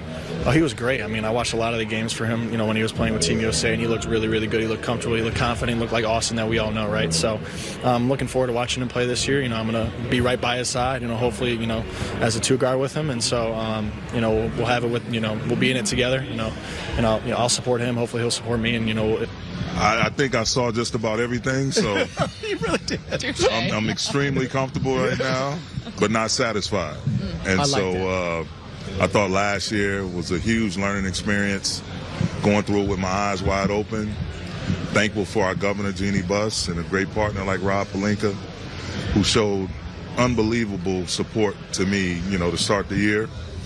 And we worked through it. And the biggest thing that really we wanted to try to lay the foundation for was reestablishing what this organization represents from a competitive standpoint, us being together, us having accountability, and it started on the court. We had some unfortunate losses and whatnot last year, but early on, and it was tough, but our competitiveness never wavered. And as soon as, Rob was able to find the right deal, and we made that deal at the deadline, brought in new pieces who came in, hit the ground running, really trying to buy into what we were doing, you saw the turnaround. And so, although it didn't finish like we wanted it to, I thought it was a good setup for where we are now. As an athlete, you teach yourself not to accept moral victories or moral seasons. But for a little bit last year, I found myself slipping into that. This was all right. This was optimistic. What do you gain from the success that you guys had? I think you ran out of time. I think if the trading deadline had been December and you'd have had some time, but what do you gain? Because I've done this before from losing. The confidence and what you gain from a group of guys that have lost together, coming back. I just think you gain that fire, you gain that hunger to try to get it right. Again, D'Lo said it last year, he can't wait to get an off-season, a training camp with all of those new pieces, being able to really submerge themselves into the information, along with the guys that we brought back, and really focus on the journey. We all know, you look up in the rafters here in the building, the rafters at Crypto, the trophies in Jeannie's window. We all know what this is about. There's no mistakes about what our goal is, but you can't talk about and constantly focus on the destination without first embarking on the journey. And we can't skip any steps. The work we put in every day is going to take us to where we need to get to. The short-term responsibilities, the short-term work, the short-term continuity is going to create the long-term success that we're looking for. So last year, I think, again, getting so close in a limited amount of time with fresh new faces, it just gives us that much more confidence going into this season. One thing I've admired and appreciated about you, Darvin, is, as you just kind of mentioned, and you've said it all along, you're about the work. But I will say, when I ran into you at Summer League in passing, there was an excitement to you. It was just shortly into free agency. As you see this roster really come together, What was going through your mind? Just being excited about the fact that everyone that we wanted to retain and bring back, they chose us. You know, we were, Rob will tell you, we were anticipating a 4 to 6 week process in free agency, and a lot of it got done in 36 hours or less. And so from the guys we brought back with our core, the new guys we acquired, everyone chose the Lakers. And, you know, we have some guys that, according to their skill set, probably should be making a much, much, much higher salary. But they have faith in the program. They have faith in the platform and what's going on here, the energy that surrounds this team now, of us reestablishing ourselves and being back at the top of the food chain, that they can come in and make an immediate contribution and impact winning, and things will fare out really well for them. The only guy you weren't able to bring back, and congratulations to him, was Dennis. And the reason why he came here was, a big part of it was because of you. Christian Wood is now coming here. What kind of conversations can you share with us that you've had with him? Just tell him, I just told him, you know, he can trust and believe in what we're about. You know, I'm a shoot straight. I'm a straight shooter at all times with my guys, and they don't find themselves in any fog. I believe in that. I believe in having an open door policy. I believe in speaking the truth for them. They may not like what they hear, but they'll respect what they hear. And the biggest thing with Christian was, again, we talked about the 3 levels. Seeing him go through the G League route and 10 days here, 10 days there, make good contract to where he established himself as being an NBA player. Then he established that he can be a formidable NBA player. Now, like I told him, that next level is to show that what you do on the floor impacts winning. And you being a part of something and being able to sacrifice. You might not have the 20 and 10s, but if your performances are creating a window where we can go win games and ultimately win big, all the blessings you're anticipating will come full throttle. You know, AD and LeBron have been the leaders on this team. Talk about AD's leadership going forward. We know LeBron has done it and still does it, but as far as being more vocal, anticipating, you know, most valuable players, a defensive player, those are the type of things that he's capable of. Talk about his leadership going forward with this team. I just think he's in a great space. Obviously, you know, we extended him, just turned 30, and for his size and his position, he's just now getting into his prime, in my opinion. After having, you know, thus far an amazing career, and everyone knows how talented he is, the biggest thing for him is what he did this summer. The exit meeting we had, the conversation we had about him really attacking his body, again, and not make sure he's just injury-free or available, but at a high level. He's got that pop back. He's got that quickness, playing above the rim, moving really, really well. So we're excited about him. And again, you mentioned it, him being vocal. You know, when we've had workouts, he's talking to D'Lo, he's talking to Bron, he's talking to Gabe, he's talking to different guys, talking to the big guys and everybody that'll listen within the group about defensive rebounding even. So I love seeing him take that step. It's a maturation process. And again, as you mentioned, he's got one of the best sitting right next to him in LeBron. And LeBron has done a great job of allowing AD to have a voice. You know, I had a GM tell me one time that you don't peak in the NBA until you're 28 to like 32 years old. So imagine that. If AD is about to evolve into that, I think it's a great opportunity. Absolutely. Yeah. I think if there's one thing we learned last year, you're not going to give us your lineup, your starting lineup, any of that. I get it. You're on media day. However, can you? I know four of them. Can you? Touche. Can you give us a glimpse though? Because a lot of talk from the outside was that the Lakers won the summer. When you talk about depth, versatility, options, that good problem that you guys have as a staff, how much is up on that practice board and what you're looking to roll out here in the first week of training camp? I mean, we've been, my staff and I, we've been hammering away at it. Obviously, training camp, it'll be highly competitive. But as I told my team, you know, internally, we don't want to compete from a mental standpoint of I'm better than this guy or I'm better than that guy. Compete with your work habits. Compete with submerging yourself in the information and picking it up and executing what it is we're trying to give to you guys. That's how you compete teammate versus teammate. And, you know, naturally you're going to have guys that are going to go at each other. That's always healthy as well. But the biggest thing is to make sure we're competing in the right areas so that when we do, put these jerseys on and go toss it up and play against one of the other 29 teams, that we can still all be on the same page. And so I'm thrilled, man. We have a speed lineup. We have a small ball lineup. We have a power ball lineup, just from 6'8" to 7 feet that we can throw out there. You play the Powerball weekly? Yeah. You can now. I got you. Great time to mention it, folks. Yeah. But we just super duper excited about all the different things we can do with this lineup. But first and foremost, everyone has to know that we have to be on the same page. We have to trust one another and support one another. Whether you're playing 30 minutes a night, 13, 3, or you happen to be out of the rotation, everyone has to have both hands on the rope pulling in the same direction. Coach, I don't like it, but we have to let you go. But I have to ask this. When are we going live? Like, when can you really get it going this week? Is it like tonight, day 2? I always forget. Going live? Yeah, like when can you really start to get after it? Like tomorrow. Tomorro's I just need to know when I can show up. Absolutely. That's stuff I care about. Tomorrow, man. It's on. It's going to be good. And that was one of the things that I talked about with our captains, Bron and AD, and a lot of the other guys. We want to play more this year. Gotcha. That's, you can do all the drills till you're blue in the face, and we have a little bit of an advantage because there's a lot of corporate knowledge now, as it wasn't this time last year. So we'll be able to go and play a ton and try to develop that chemistry and continuity as quickly as possible. Darvin Ham, ladies and gentlemen, second-year head coach for the Los Angeles Lakers. Thanks, Darvin. Appreciate that. Thank you, guys. And, Allie, you had mentioned the versatility and the depth of this team. I'm going to show you the depth chart right now. I mean, look at that big game. Across the board, every position absolutely loaded. I love that. All right, time to head back over to Brez. He's with Jaxson Hayes.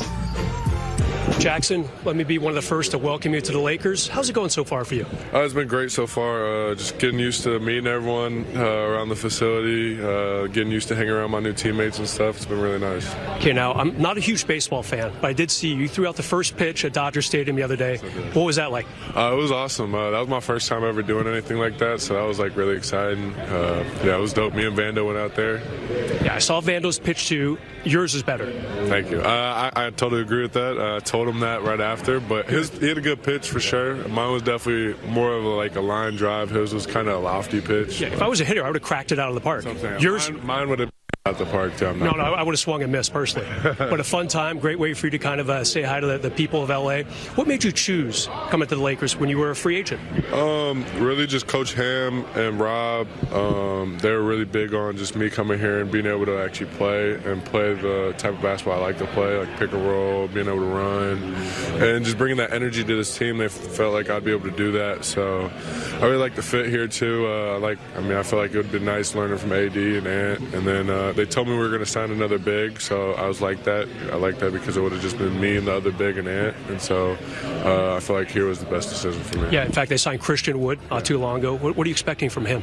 A lot. I mean, I play with Christian in New Orleans for like a summer league. So me and him already have a pretty nice repertoire. We're good friends, so I'm excited that we signed him, and I feel like that's another good big for us to have a good stable of athletic bigs that can play and very skilled bigs. Is it a little weird for you? 4 years in the league, all in New Orleans, and now here you are in LA at Media Day. Yes, sir. Definitely a big switch up for year 5. I'm loving it, though. I'm excited. What did they tell you about your role? Do you think you'll start a little bit, come off the bench for the most part? We said we're going to switch it up a lot this year. We have a lot of depth this year, so we're going to be running a lot of different groups out there. So some games I might start, some games I might not, but I just want to be the guy that brings a lot of energy for the team. That's what me and Coach talked about, and just being a big screen and roll guy, being like our true pick and roll big, and just guarding the rim and stuff like that for the team. When you talk about AD, what do you see from him over the years? He's not bad, is he? Definitely took him a lot from his game over the past few years. He was in New Orleans, so had his same coaches and stuff like. Not exact same coaches, but most of the same PD coaches and all that. So definitely been watching a lot of film on him and all that. If you got a guy like Ant, you can go out and get like 50 and 20 whenever he feels like it's nice having him on your team for sure. How about LeBron? He's going to be 39 in a couple months, his 21st NBA season. It's wild. I mean, his rookie season, I was 3 years old, and then about his third or fourth season, I was coming up to games in Cleveland, driving up from Cincinnati. So, been watching him for a long time now, and I'm hyped I get to play with him finally. Have you told him that part about you were 3 when he was a rookie? No, he's seen the pictures. There's pictures of me and him as a young child up at Cleveland games. Like my dad driving me up to games and stuff. Like, he knows all about it. How good is this team going to be? People saying, one of the contenders in the West. Do you sense it as well, without having one official practice? Most definitely. We've had a few little workouts, and we had a little mini camp last week. We've all seen each other play, and also just off of seeing all these guys play in past NBA games and different teams and stuff. I just know we have a bunch of dogs and a lot of guys who have something to prove right now, and we have a bunch of really good stars too. So I feel like it's a really good complementary group of each other, and I feel like we'll be really good this year. And how was that mini camp? Good chance to get to know some of your new teammates. The mini one that LeBron sponsored in San Diego, of course. Yeah, it was awesome. Just getting used to know the guys, going out to team dinners, just hanging out, talking, working out, playing pickup the whole time. It was just a good time, just good competitive runs, and then after we just all go get back and get something to eat. It was nice to know everyone like that. Thanks for your time, and thanks for being a good baseball pitcher too. Who knew? Of course. Thank you. Great stuff. I can always tell you. Thank you, Brez. But he is back for the first time on this set since 2015, 2016, 17. He was just a pup, but now he's going into his 9th year. Deloading D'Angelo Russell. We are so fired up to have you back. It's good to be here. Thank you. D'Lo, before we get into all that, okay. Allie and I were talking about this yesterday. One of the best things we saw on social media, okay, it was his son's first birthday, Riley Russell. You made him a rookie card. Yeah. Legit. A lot of credit to his family and the women that were working around him. They got creative and did a good job with that. So you weren't making that at the computer? All the credit to them. They did a great job with that one. You guys said on that card that your sleep rate was 30%. Have you caught up? A lot of people can relate to that. I already know. Definitely caught up, though. Good summer for me, we'll say. Oh, jump in there, Big Kane. I was with D'Lo his rookie year. Yeah. When he came to the Lakers, I was working with Julius Randle, Larry Nance, some of the guys. So I've seen the maturation process that he's gone through. What's it like coming from 9 years ago to your 9th year, traveled a little bit, back with the Lakers, and, re-signed a nice deal? What's your attitude? Where you going? It's good. I'm extremely blessed, and appreciative of obviously being in this opportunity and getting to cross paths and brush shoulders with some of the greats as well. I got to do that my first stint here, to be alongside some of the players that I'm alongside now. I'm appreciative. I'm where my feet are, and I appreciate it. What do you feel like you are at this point of your career? You've made a name for yourself, a veteran player. Where do you go from now to take it to the next level? I think I'm scratching the surface of my prime, right? I think I'm just now scratching that surface. To be somewhere and be stable, I think that's what you want as a player. And to get to come back here my second stint, but my second year doing it again. Last year we got the opportunity to do a little bit. To be here again and just, take advantage of the opportunity. I kind of have an idea on what I'm preparing myself for now. I know what we had going into last season. We didn't end off where we wanted to, but we get the opportunity to do it again with the same group. So I'm just looking forward to that. But D'Lo, that was a great run you guys went on. And I remember something you said last year, hey, this team never even had a training camp. Exactly. So for you, just how exciting is that? And then the second part of that question with the playoff run, just specifically, how the crowd embraced you again. It just looked like you were having so much fun. Yeah, the Lakers fan base is huge, and when they like you, they love you, and just to be one of the guys that they cheer for and they want to see do well at that. Like I said, I'm just appreciative. I always appreciate the fan base and being here with the organization. So, like I said, this is year 9 for me. So I've seen a little bit. I've seen elsewhere. I've seen here. I don't really know what I haven't seen. I've seen a lot. So just to be here and take advantage of opportunity is what I'm here for. I actually have written down that you've experienced probably a ton on the court throughout your career. Darvin Ham made it known that you are this squad's starting point guard this season. As the head of the Snake, how do you prioritize that responsibility? And as you saw this roster come together, where did your mind go? I like our group. I like our group more than anything, and I think our group is more than capable of doing anything. The sky's the limit for our group. One thing I really appreciate is the guys that you know, how we interact off the floor right away. Guys have that energy, guys have that camaraderie, and we had that right away last year, and we saw the success. So to have this training camp and this time right now, to have that before we go into the season, I think the sky's the limit. I had an off the microphone conversation with Austin Reaves last year. Kind of, it was in the first few weeks that you were there.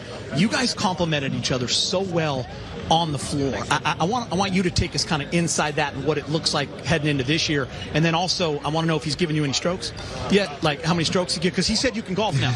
Yeah, I mean, I'm always playing with some loaner clubs, so Okay. we take that in consideration. Can he buy you some new ones now that he got the bag? He definitely got the bag. Well, they both got the bag.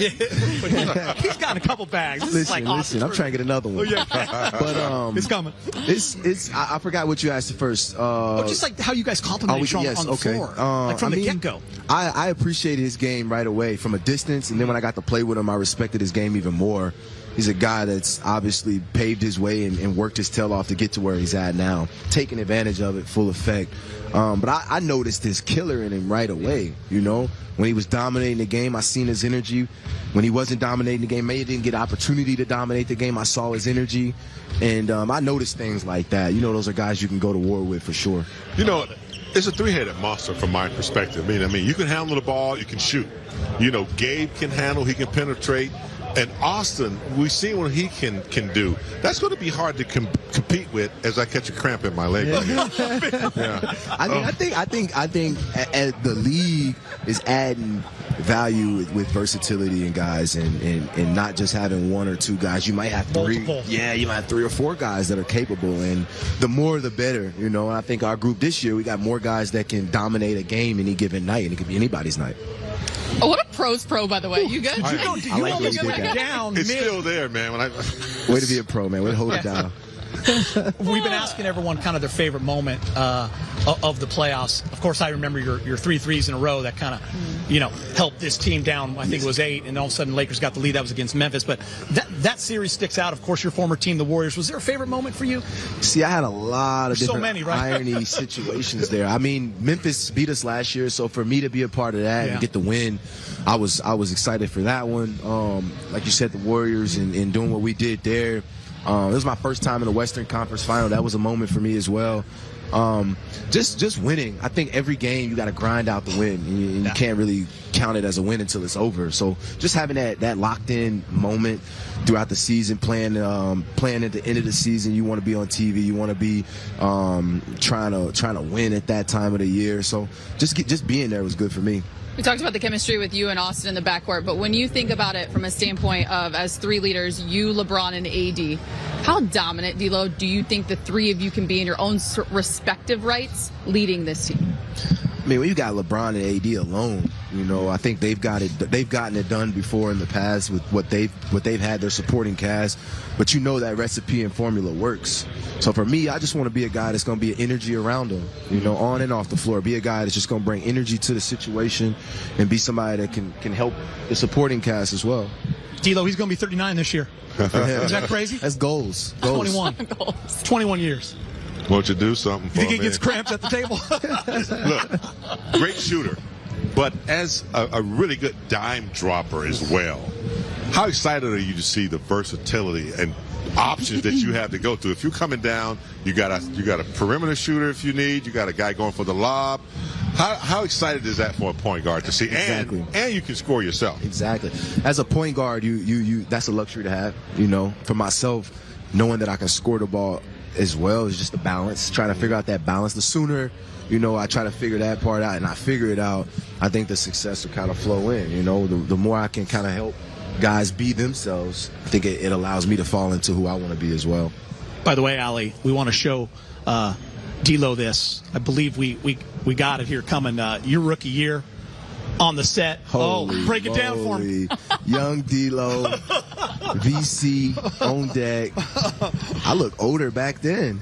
That's crazy. They say that happens. Get older, get more mature. I look older right now. I guess it's my face. Baby face. You look good, man. You don't got the guns yet? I mean, now you're like, you know. Yeah, I wasn't doing no push-ups.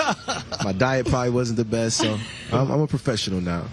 I do want to ask you, and I think Laker fans are very intrigued by this as well, because we got a little taste of the chemistry with this squad off the floor. Not as much, but we're excited to obviously dive into that this year. And you had that Instagram post where you were following that bus, and there was an True advertisement. True story. I mean, we just have fun with it. Like I said, our group is a fun group. A lot of chemistry all throughout the group. A lot of guys have played with each other before. You know, like I said, we had some success last year, and we were kind of just figuring it out on the go. So to have this time is always a appreciative time, and I'm looking forward to it. It's fun. To be Austin or Rui for a day. That's what you said. Them two dudes are doing it. Tough call, man. He's got They doing it. So if I could be either one of them for a day, I'll be winning. Rui's just smiling this whole day. Hey, we appreciate you. Thank you so much, and we're so happy to have you back. We're actually going to show something right now. The most threes through 8 seasons, and here's a name that you like to see on that list. And there are some pretty big-time players on that list. That's real nice, right? 1,237. Yes, people, he is heading into his 9th season. Thank you so much. Yeah, 100%. He's moving up. How you doing? Good. Hey, just asked Jalen the same question, but what did you take out of Summer League, not just from what you saw, but from what the feedback of the coaches, and what do you think the difference is as you now head into training camp with LeBron and AD and the whole roster? I'll just say just keeping it simple, just catch and shoot and just doing the simple things. If I catch and shoot, don't hesitate, and just less mistakes, I think I learned a lot. It was really fun being with those guys and being with Jalen and Fudge and all those guys. It was just fun. It was a good learning experience. Hey, Max, we know from over here to your right, we know from the draft process, what this organization means to you and your family. I'm curious today, putting on the uniform and stuff like that, any selfies to home, any things like that. Has this been a pretty surreal day for you as a kid who grew up, right? Cheering for this team. Right, yeah. My dad's from LA, so he's 10 minutes away from here. So just being in his old stomping grounds is just great, in a good way, and it's just a blessing, I can't complain. Just playing for the Lakers, being on a championship contender team one day is great. So I'm glad to be here and be part of it. Hey, Maxwell. How you doing? How's it going? Just wondering, the new CBA allowed second-round picks to get 4-year contracts. The Lakers gave you one. Just wondering what that meant to you. I know it's complicated, but just what that meant to you to get that deal. Just that in consideration, and them trading up 7 spots to get me was just a blessing. They must wanted me. Something I was doing, they liked. So just sticking to that, and it's just it's still surreal. So I'm just happy to be here, and it's a blessing.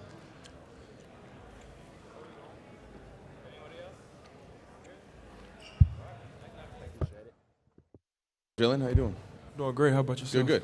Hey, just wondering kind of what you took out of Summer League, what the feedback was from the coaches, and as you now head into full-time training camp, where you feel like you want to get your game to as you want to try to help the team.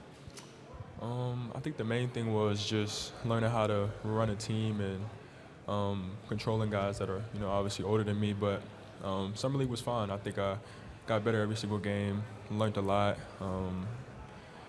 It was different from college, obviously, just because of the spacing and, the way the, NBA game is. But overall, I think it was good. And, from that point on, I've just been in the gym every day getting better. As the leader at Indiana, right, even as a young player, how do you transition now into, being a rookie with guys like Russell and Reaves and Gabe Vincent in the backcourt? What's the approach in that situation? I mean, I think the main thing is just really being all ears and all eyes, just learning from those guys. Obviously, they're all, really good players. So for me to come in and have, those guys already here, I think it's going to be cool. I'm able to ask a lot of questions. Obviously, you can see them on the court every single day. So, like I said, the main thing is really just learning and, finding ways to get better every single day. Hey, Jalen, over here to your right. How's it going? Good to see you again. What did you take away from minicamp in San Diego and kind of getting out on the court with guys? And was there a player or a situation that really kind of grabbed your attention? I don't know. I don't want to say like welcome to the NBA type moment, but something you experienced out there that, I don't know, that you've taken with you. I think overall San Diego was cool because it was, I mean, all of us, we've all been in the gym together, in the facility and everything we talk, but I think that was like the first time we all kind of got to build and kind of bond together, all together, doing team dinners and obviously on the court and everything. But, I mean, that was really the biggest thing I took from it is just, being around the guys, the older guys, and being able to build with those are older pieces. Jalen, what did you take away from Summer League as far as how different the NBA game is and what you needed to work on to be ready for training camp? For me, I think the main thing is just, I mean, as far as, like I said, it being a different game from college, just the spacing and the speed of the game. And then the biggest thing I took away is just, like I said, learning how to control a game, understanding the importance of every single possession and learning how to put guys in certain spots and really being more efficient. I think those are the main things. Hey, Jalen. Here. I know you're going to learn from everybody, obviously, but is there any one particular veteran or person on this team that you've already identified as sort of like a potential mentor for you or somebody to who can really take you under his wing? Honestly, not yet. I think all the vets have been pretty cool and been answering questions and, being, good vets. There hasn't, been one guy that I've leaned on so far, but I would say pretty much all the older guys, that we have been good and have been there to, guide.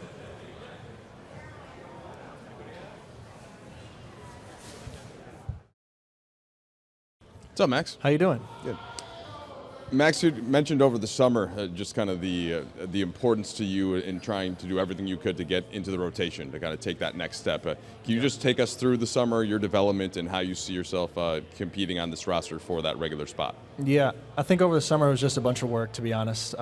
Just putting as much work as I can, both on the court and in the weight room as well. And then also mentally. I think if I can get my mind right, then, everything physical will follow suit. And so for me, it was just a bunch of work, all day, every day, really. And so it was just me trying to work as hard as I can, control what I can control, which is my work ethic and my attitude. And all that work will hopefully translate over, into playing this year. Max, you had a great summer league. What type of feedback did you get from Darvin and Rob? And you're talking about translating the off-season work, but translating some of the things you did in summer league into the regular season. Yeah, it was really positive feedback for sure. Just based off of the summer league performance, you look at the numbers, they were really, really good, especially when you look at the improvement from this summer league to my rookie year summer league. So it was all positive feedback, and like you said, the goal is just to translate that over into training camp and preseason games, regular season games, and so I think we'll have a slew of opportunities just to sort of showcase my talent and sort of be a good part of this team and play a good role in this team to help us eventually win a championship. Max, to your right. When you entered camp with this team last year, it had just gone through a pretty big overhaul, not a lot of continuity. Then you saw what happened at the trade deadline, not a lot of continuity. How different has it been in these limited workouts here in the build to the season, just having a group that sort of knows each other? And have you sensed that difference, and in what ways maybe have you seen it? Yeah, the camaraderie is definitely a lot better, and I think we all get along really well as well. In these team workouts and these group workouts that we're doing with groups of people, I think there's a lot of chemistry with everybody. Everybody knows their role, and everybody wants to play their role to excellence. And I think everybody knows that at the end of the day, we're trying to win a championship. And so everybody's really getting along well. Everybody's got that one goal in mind, and so everybody together is making sure that we're doing the right things to attain that goal. Max Dillon, you're right. Just since Summer League, what have you worked on individually with your game, or I guess keyed in on in terms of focuses? I think one of the things is, learning to use my body a little bit better. I've gotten a lot stronger. I've put on a lot of mass. And so being able to use, those things that I gained and those things that I added to my advantage, especially when it comes to finishing around the rim. I think that's one of the biggest things that I've been using, but I'd say finding ways to use my body in the correct way so that can benefit me both offensively and defensively. Hey, Max. I know you're only going into your second season, but have you found yourself kind of as more of a leader when it comes to the rookies and the guys you played summer league with? Yeah, for sure. I think during Summer League, I took more of a leadership role. I try to take on that role a little bit more just to help the newer guys, come and play in our system. And even now, going into my second year, we got some young guys, we got some rookies that I can sort of show the ropes to and help them out a little bit. So, I'm always here for those guys. And at the end of the day, like you said, I'm only in my second year, so I'm still learning a lot too. I'm asking my vets, a lot of questions. How can I improve? And, really observing how they're going about their routines as well, so I can continue to learn. Hi, Max. When you're, I know you put on muscle, you bulked up a little bit. When you're doing that, is it tricky almost to make sure it doesn't mess with your shot in any way when suddenly you have more kind of upper body mass or whatever? Yeah, I mean, I think you could sort of feel it a little bit, but at the end of the day, all it is reps and putting in the work. So I don't think putting on mass really messes up your shot a lot as long as you put in the work and as long as you still shoot the ball, right? If I were to put on mass and not shoot the ball, then it would feel a little weird. But, of course, I'm coupling the two together. So along with my, my muscle increasing, my shot is going with it, right? So there's no disconnect there. I'm making sure that those two are still connected. Thank you, guys. What's up, y'all? How you doing, Jaxson? Good, chilling. So you haven't even gotten on the court for official practice yet, but just wondering thoughts on the other bigs in the lineup, like AD and Christian Wood, and kind of your skill set, how you feel like that would be a fit relative to what you did in New Orleans. I feel like all three of us are just very tall, athletic, skilled bigs, but we all kind of do our own thing a little different. Like I'm more a pick-and-roll big. Christian can definitely space the floor and shoot the ball out well, and then AD's just very well-rounded. So I feel like all three of us bring our own thing to the table. So I'm really excited to get out here with this group. Definitely like a more I'd say like more versed group at the big position I've normally been around. So I'm really excited about that. And as a quick follow-up, there were a lot of times in New Orleans where you switched out in the perimeter as well and defend wings and guards. How comfortable are you with that, and how do you feel like that could add to a scheme on defense? I'm really comfortable with that. I mean, Big 12 first-team defense. I like playing defense.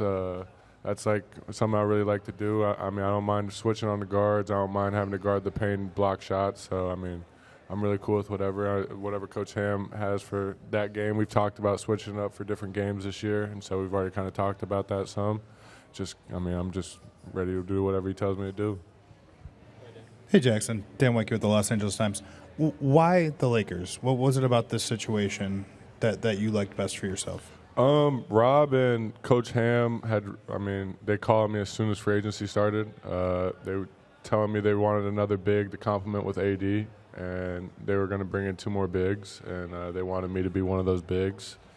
And they felt that their guards and me would be really well in the pick and roll, and so I agreed with that, and also I agreed with how I feel like I could have fit their system and how I can fit their system this year. So I felt like that was kind of the biggest tools to me coming here. Have you seen some of that in workouts and stuff like that? Just some of the working with and pick and roll and stuff. I mean, like we had mini camp. We were playing like pickup and stuff. So I'm definitely able to see that a little bit and just get used to playing with these guys, and definitely loving the way this team runs and plays. Hey, Jaxson. As someone who grew up in Ohio watching LeBron, how excited are you to be teammates with him? And have you envisioned that first lob at all? Yeah, no, I've definitely been very excited about this. I mean, grew up in like second grade, first grade, driving up from Cincinnati to Cleveland like 4 hours to go catch a game. And now I'm on his team, so it's pretty exciting for sure. Definitely haven't pictured a first lob yet, but I'm definitely excited to catch that first lob from him in game. But yeah, no, I just can't wait to get to work. Jaxson, to your right, you mentioned LeBron's the camp that he hosts in San Diego. Just what's that like as a player to go to that? And I guess what's really the focus in that couple days that you guys are down there? The focus is just really getting to know the new guys. All of us getting to know each other. I mean, a lot of us are new to this team this year. We have a lot of young guys too, and so it was just more to like play, compete against each other, see what everyone's all about playing wise. So we just were hooping, and then after hoops, you just go eat dinner, get to know everyone real well. So, I mean, that was just kind of the whole point of that. Yeah, man. Jaxson over here. With AD specifically, what do you feel like you can learn from him defensively, with him being one of the best rim protectors in the league? And then also just how do you see yourself kind of complementing his game and kind of inside, outside? Definitely, I mean, got a lot to learn from him. Obviously, I mean, I was in New Orleans right after he left. So, I mean, my first few years was watching a ton of film on AD and just what he was doing for the Pels and just me trying to be able to do that for them.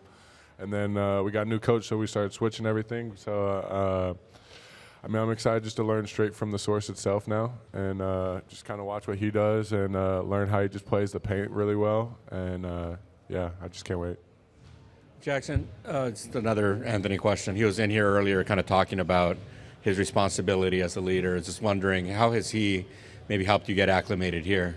I mean, this whole past week, me and Christian have been getting in the mornings, and me, Christian, and Ant all do our bigs workout together. So, I mean, he's just been kind of helping us get settled in that way and hanging out, taking us out to eat, inviting us over to his house. He's just been helping in a lot of ways, so which has been really blessed.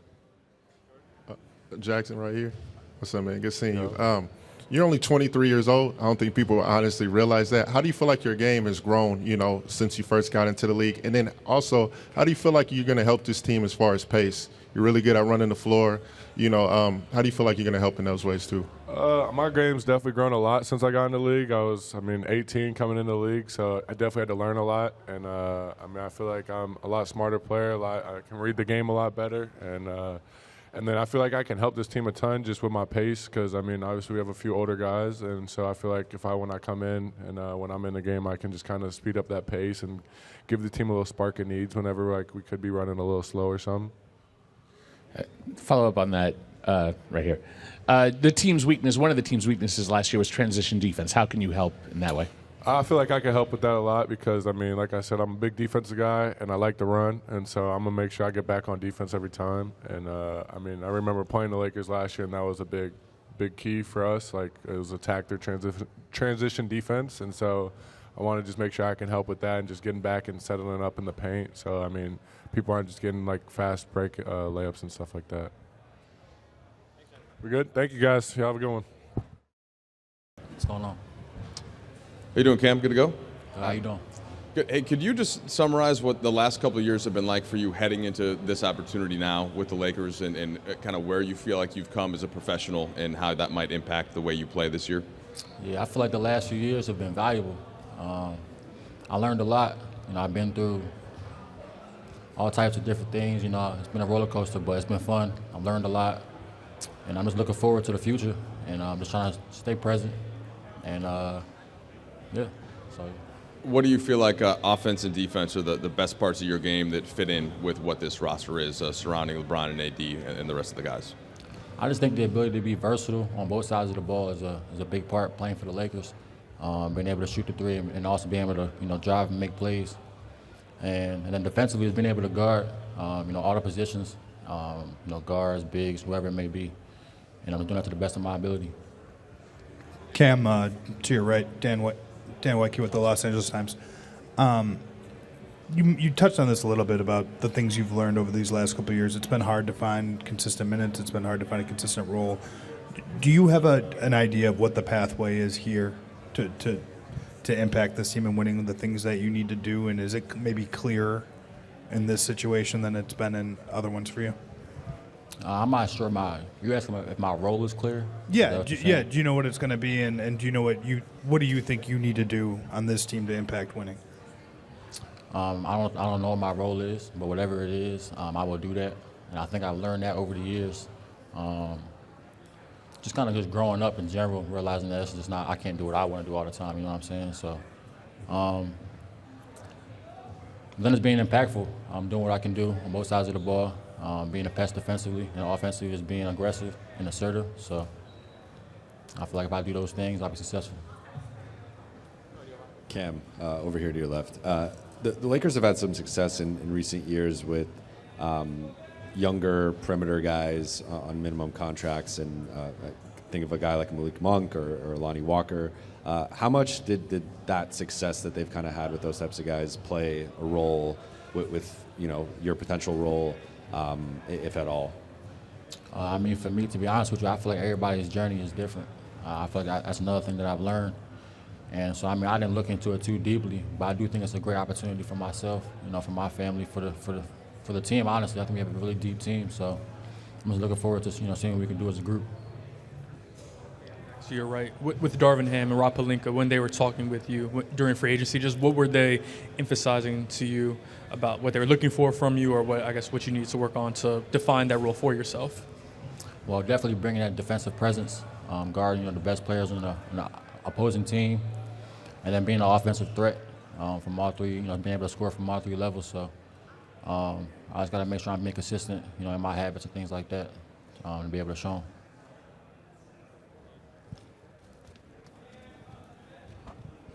Hey, Cam. I feel like your name has been linked to the Lakers for a while now. How wanted did you feel in free agency, and how big of a role did that play in you actually finally coming here? Yeah, man. I actually think this was my first call that I got. I was at a wedding when it happened. I think this was the first call. I mean, I felt the love. I felt wanted, like you said. And even now that I'm here, it's still like been positive vibes, been good vibes. And that's big for me, especially my last couple of years have been up and down. So far so good, and I'm just looking forward to it.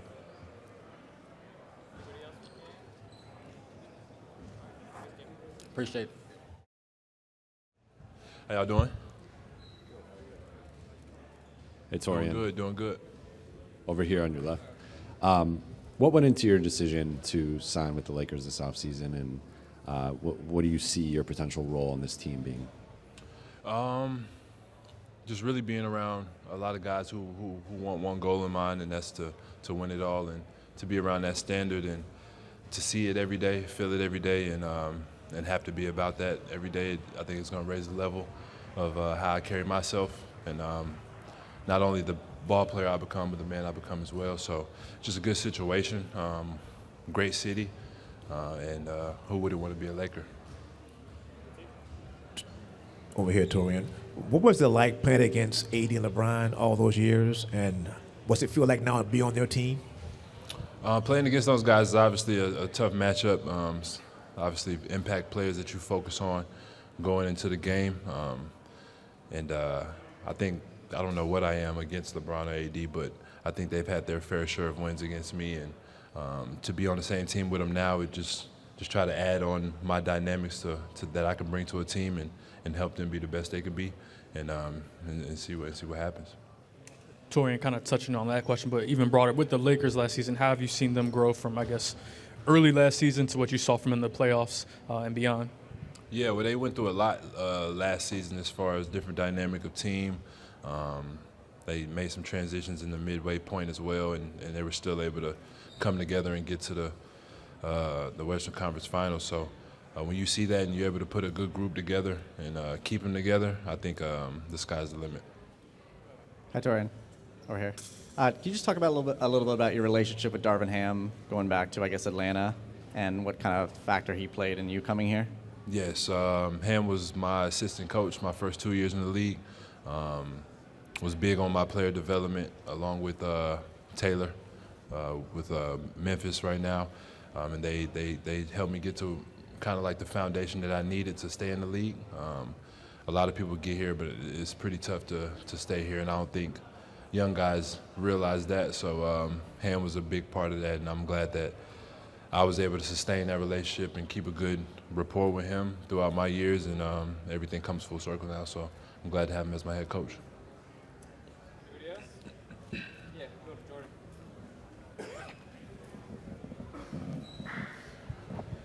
What's up, Taurean? How you doing? Vando signed. I know you. I mean, you signed too as well. Was there ever a point where you guys had a conversation after you guys both signed and Vando had his extension? Then also, you shot almost 38% from the three last year. What are some elements you feel like you're going to bring to this team too, as far as shooting? Some that a need that the Lakers have had, over the years with shooting. Right. Well, when it comes to Vando, you see the work. When he signs something like that, you're not really surprised because of the work he puts in on his craft. He's found his niche, and he's excelled at it, especially over the last few seasons since signing his last deal. So I'm very happy for him. And we didn't have a conversation. I think it was more so just giving me the lay of the land since he's been here.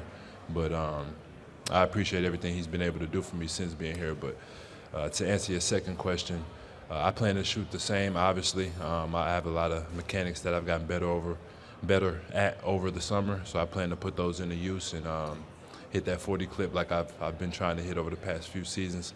I was very close to it last season, but sustained an injury, kind of threw me off my rhythm. But that's how the cards were dealt. Still was able to shake back and shoot a good percentage going into the end of the season, into the playoffs. So just trying to bring that consistency to the team from the position that I play, and a lot of energy.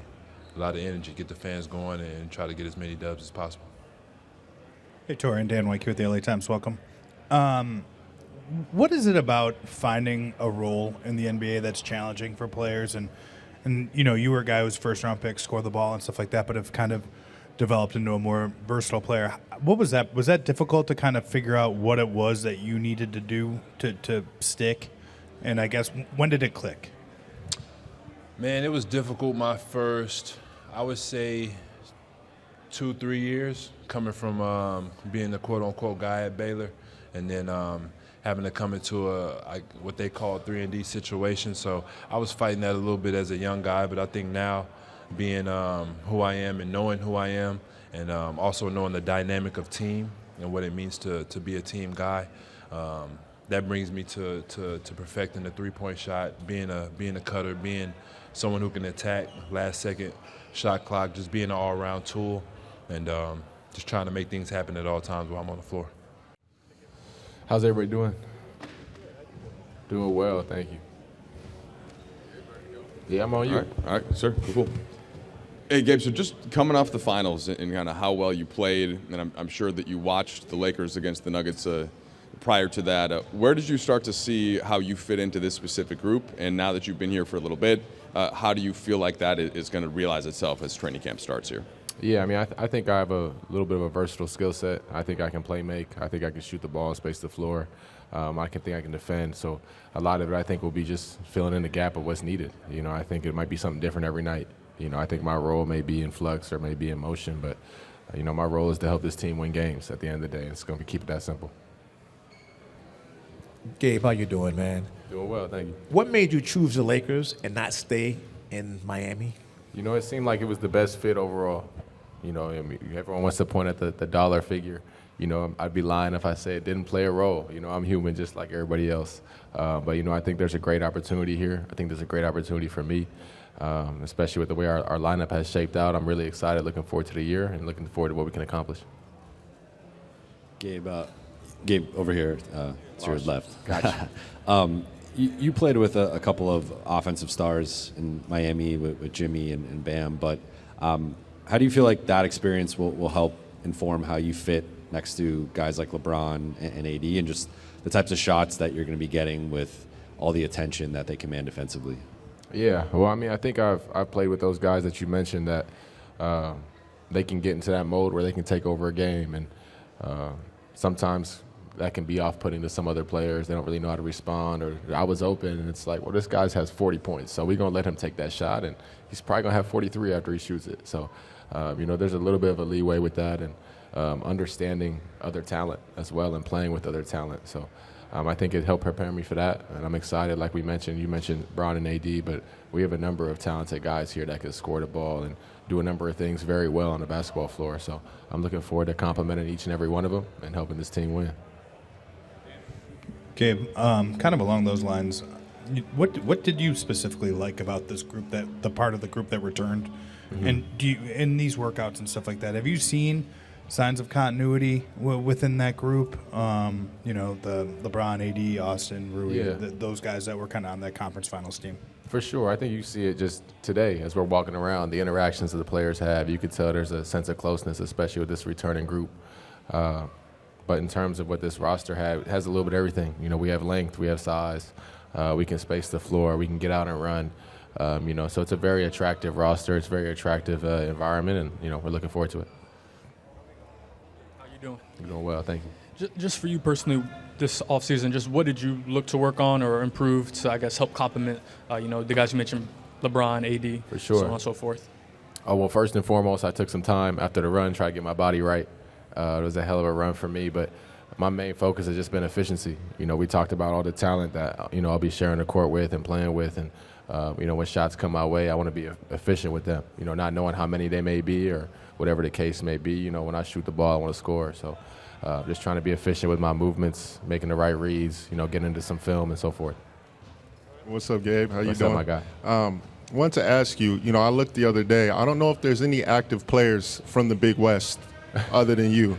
Like, Wow. What can you say to, those players that are aspiring to be you? And then also coming from Santa Barbara, what would you have said if you, going to the finals and then now signing with the Lakers? Would you have said that would have happened, you coming out of Santa Barbara too as well?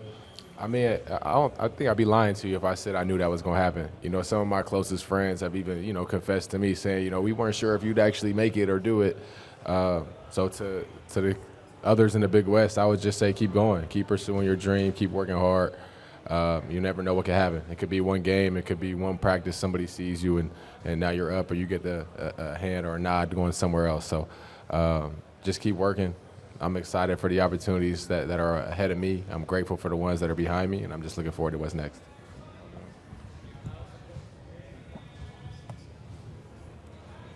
Cool. Appreciate y'all.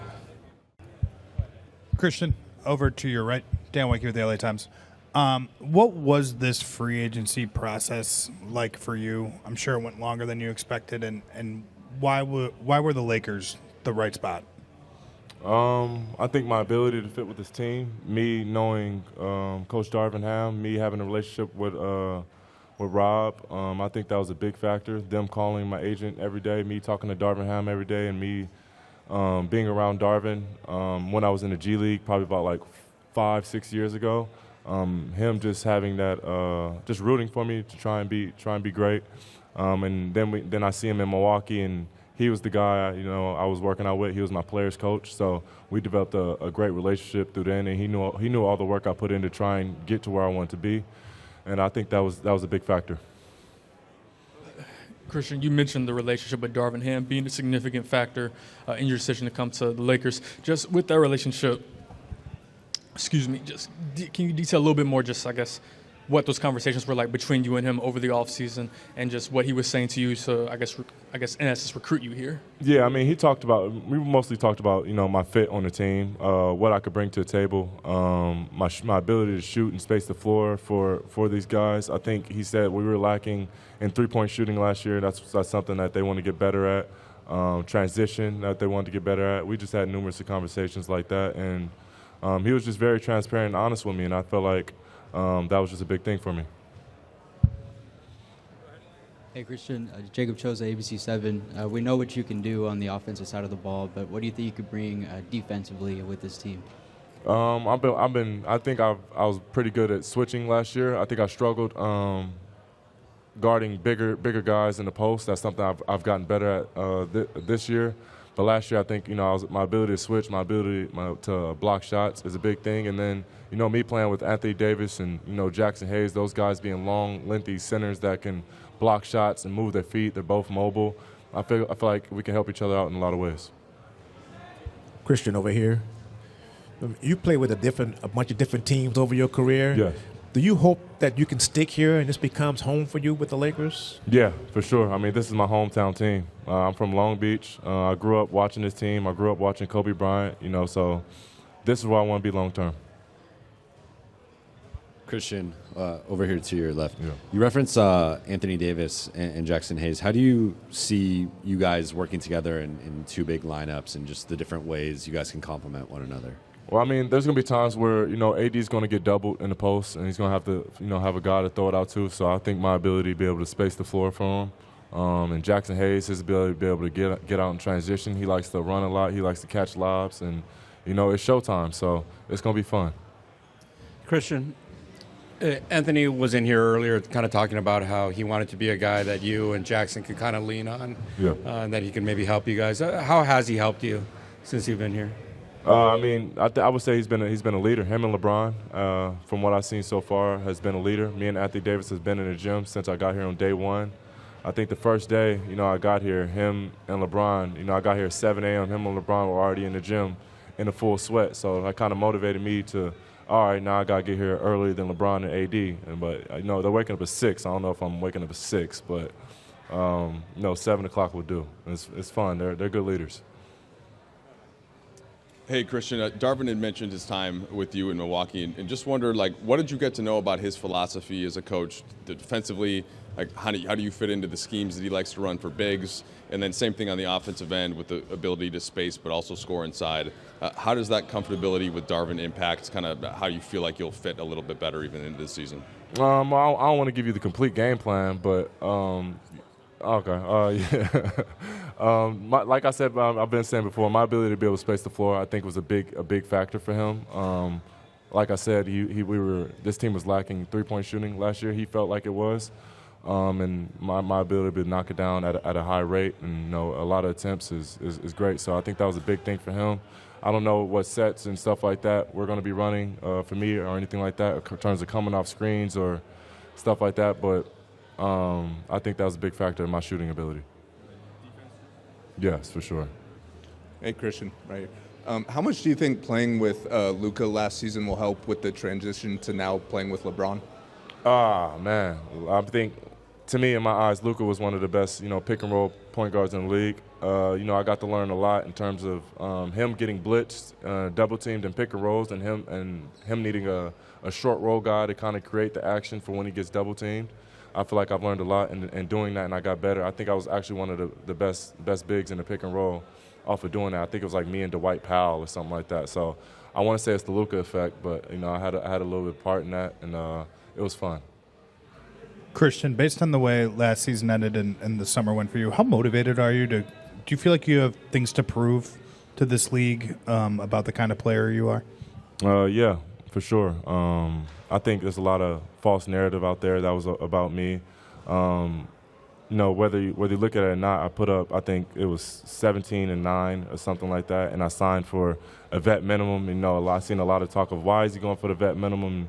Maybe it's character issues, maybe it's this, maybe it's that. But when you really look at it, I've never had any problem on the team, maybe besides Houston, and that was for defending a teammate. And if you ask me, I would probably do it again. But other than that, I've never had any problems with any team, never had any locker room problems. Every coach that I talked to has loved me. I still talk to Silas and Casey and all those guys, to this day. They root for me. Darvin Ham's been rooting for me. He's a guy that's always been in my corner, rooting for me. So I would say I have a lot to prove, and this will probably be one of my most motivated seasons since being undrafted. Hi, Christian, over here. Hi. You just tweeted, or a couple nights ago, you just tweeted the number 18. Mm-hmm. Are Lakers fans maybe correct in assuming that tweet indicates maybe your confidence in this team? Yes, for sure. I think my thing is, we came here with one goal. I have one goal. I've said it, since I've been at every single station here, that my goal is to get to the playoffs. I haven't been to the playoffs yet in my career, so that's a big thing for me. It's really like a major thing for me, and the ultimate end goal. Everybody wants to win a championship, and I think one of the things that Brian was telling me over the summer, him and AD, as they were in like the recruiting process, kind of, was we're focused on team goals and not individual goals. So that's why I'm focusing to going season, and 18 is what we want to get. Thank you, guys. What's going on, everybody? That's good. When you look at this team, what you guys put together, what excites you the most about this season? What excites me the most is just seeing how talented we are and how deep we are at every position. And you've seen what we could do last year with a shorter period of time. So being able to have a fresh start with this team, beginning of the season, going through training camp, going through preseason, and just seeing the talent that we have on this roster and just the carry over from last year as far as camaraderie, the chemistry, and we got so many guys that complement each other. So I'm super excited. Jared, you mentioned it when you said continuity, but what are the specific ways do you think that continuity is going to help this team? And I guess maybe along those lines, were there things that you guys couldn't do last year that might have helped in terms of maybe a depth of a playbook or something like that, stuff that you weren't able to put in because it was such a short kind of sprint? It wasn't so much what we couldn't do. It was just time with anything. The more time you do something, you just get better. So I feel like last year, coming in mid-season, it was just a rush process, trying to hurry up and figure it out, and whether that's the playbook, figure out each other's tendencies, the team, the staff. So being able to have a fresh start this year, and we can show what everybody can do. I feel like the newcomers were kind of just trying to fit in with what was already kind of happening here. So like I said, just having that time and experience together, it plays a long part in being able to build chemistry. Vando over here. You recently signed a 4-year extension with the Lakers. What went into that decision, and what does it mean to get that type of commitment and vice versa? It means a lot. I've been on quite a few teams, so being able to lock in with one of these organizations, it means a lot. It's just a product of hard work, the work that I put in, and to finally see the results, come to fruition. It's an amazing process, and also being able to be a part of a winning team, a winning culture, as such as the Lakers. It was a win-win situation for me, and like I said, I'm excited to be back, excited to be here, and I'm looking forward to it this season. I feel like we got a great opportunity, a special team, and I'm just happy to be a part of it. Vando, what was the biggest thing individually that you worked on this offseason to improve? Individually, I would say a lot on both ends of the floor. Being able to shoot the ball. I worked a lot on shooting, finishing, ball handling, just pretty much touching up everything, and as well as defensively, getting stronger, getting faster, getting more agile. I feel like each and every summer I try to, just get better in every aspect of the game. Hey, Vando, right here. You pretty much had all the toughest defensive matchups in the playoffs last year. Is there anything you worked on this offseason as far as being able to guard the smaller guards where you got to chase them around screens and such?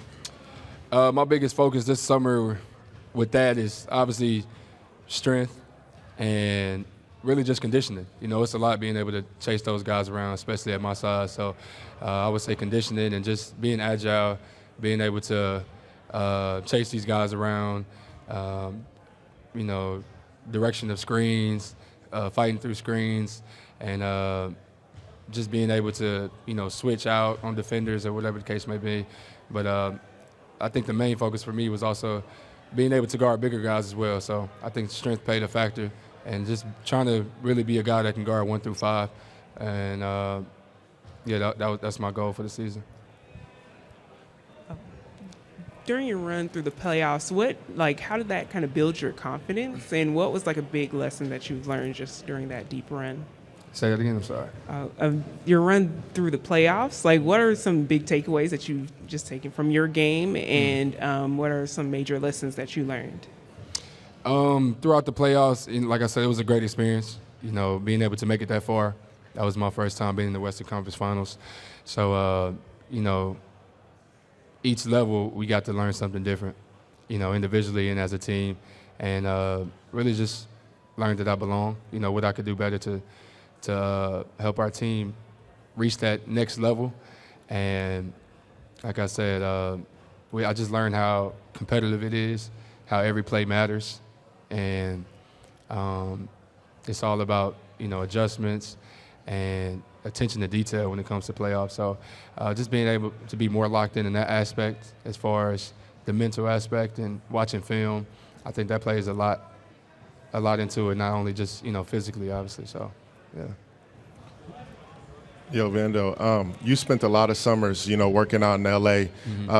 And you were unsure sometimes, what team you were going to be on. Was there a point when you signed the extension where you're like, man, I'm here on the Lakers and I signed my extension? Was there ever a point after that where you're like, dang, just talking to your brother and family about that?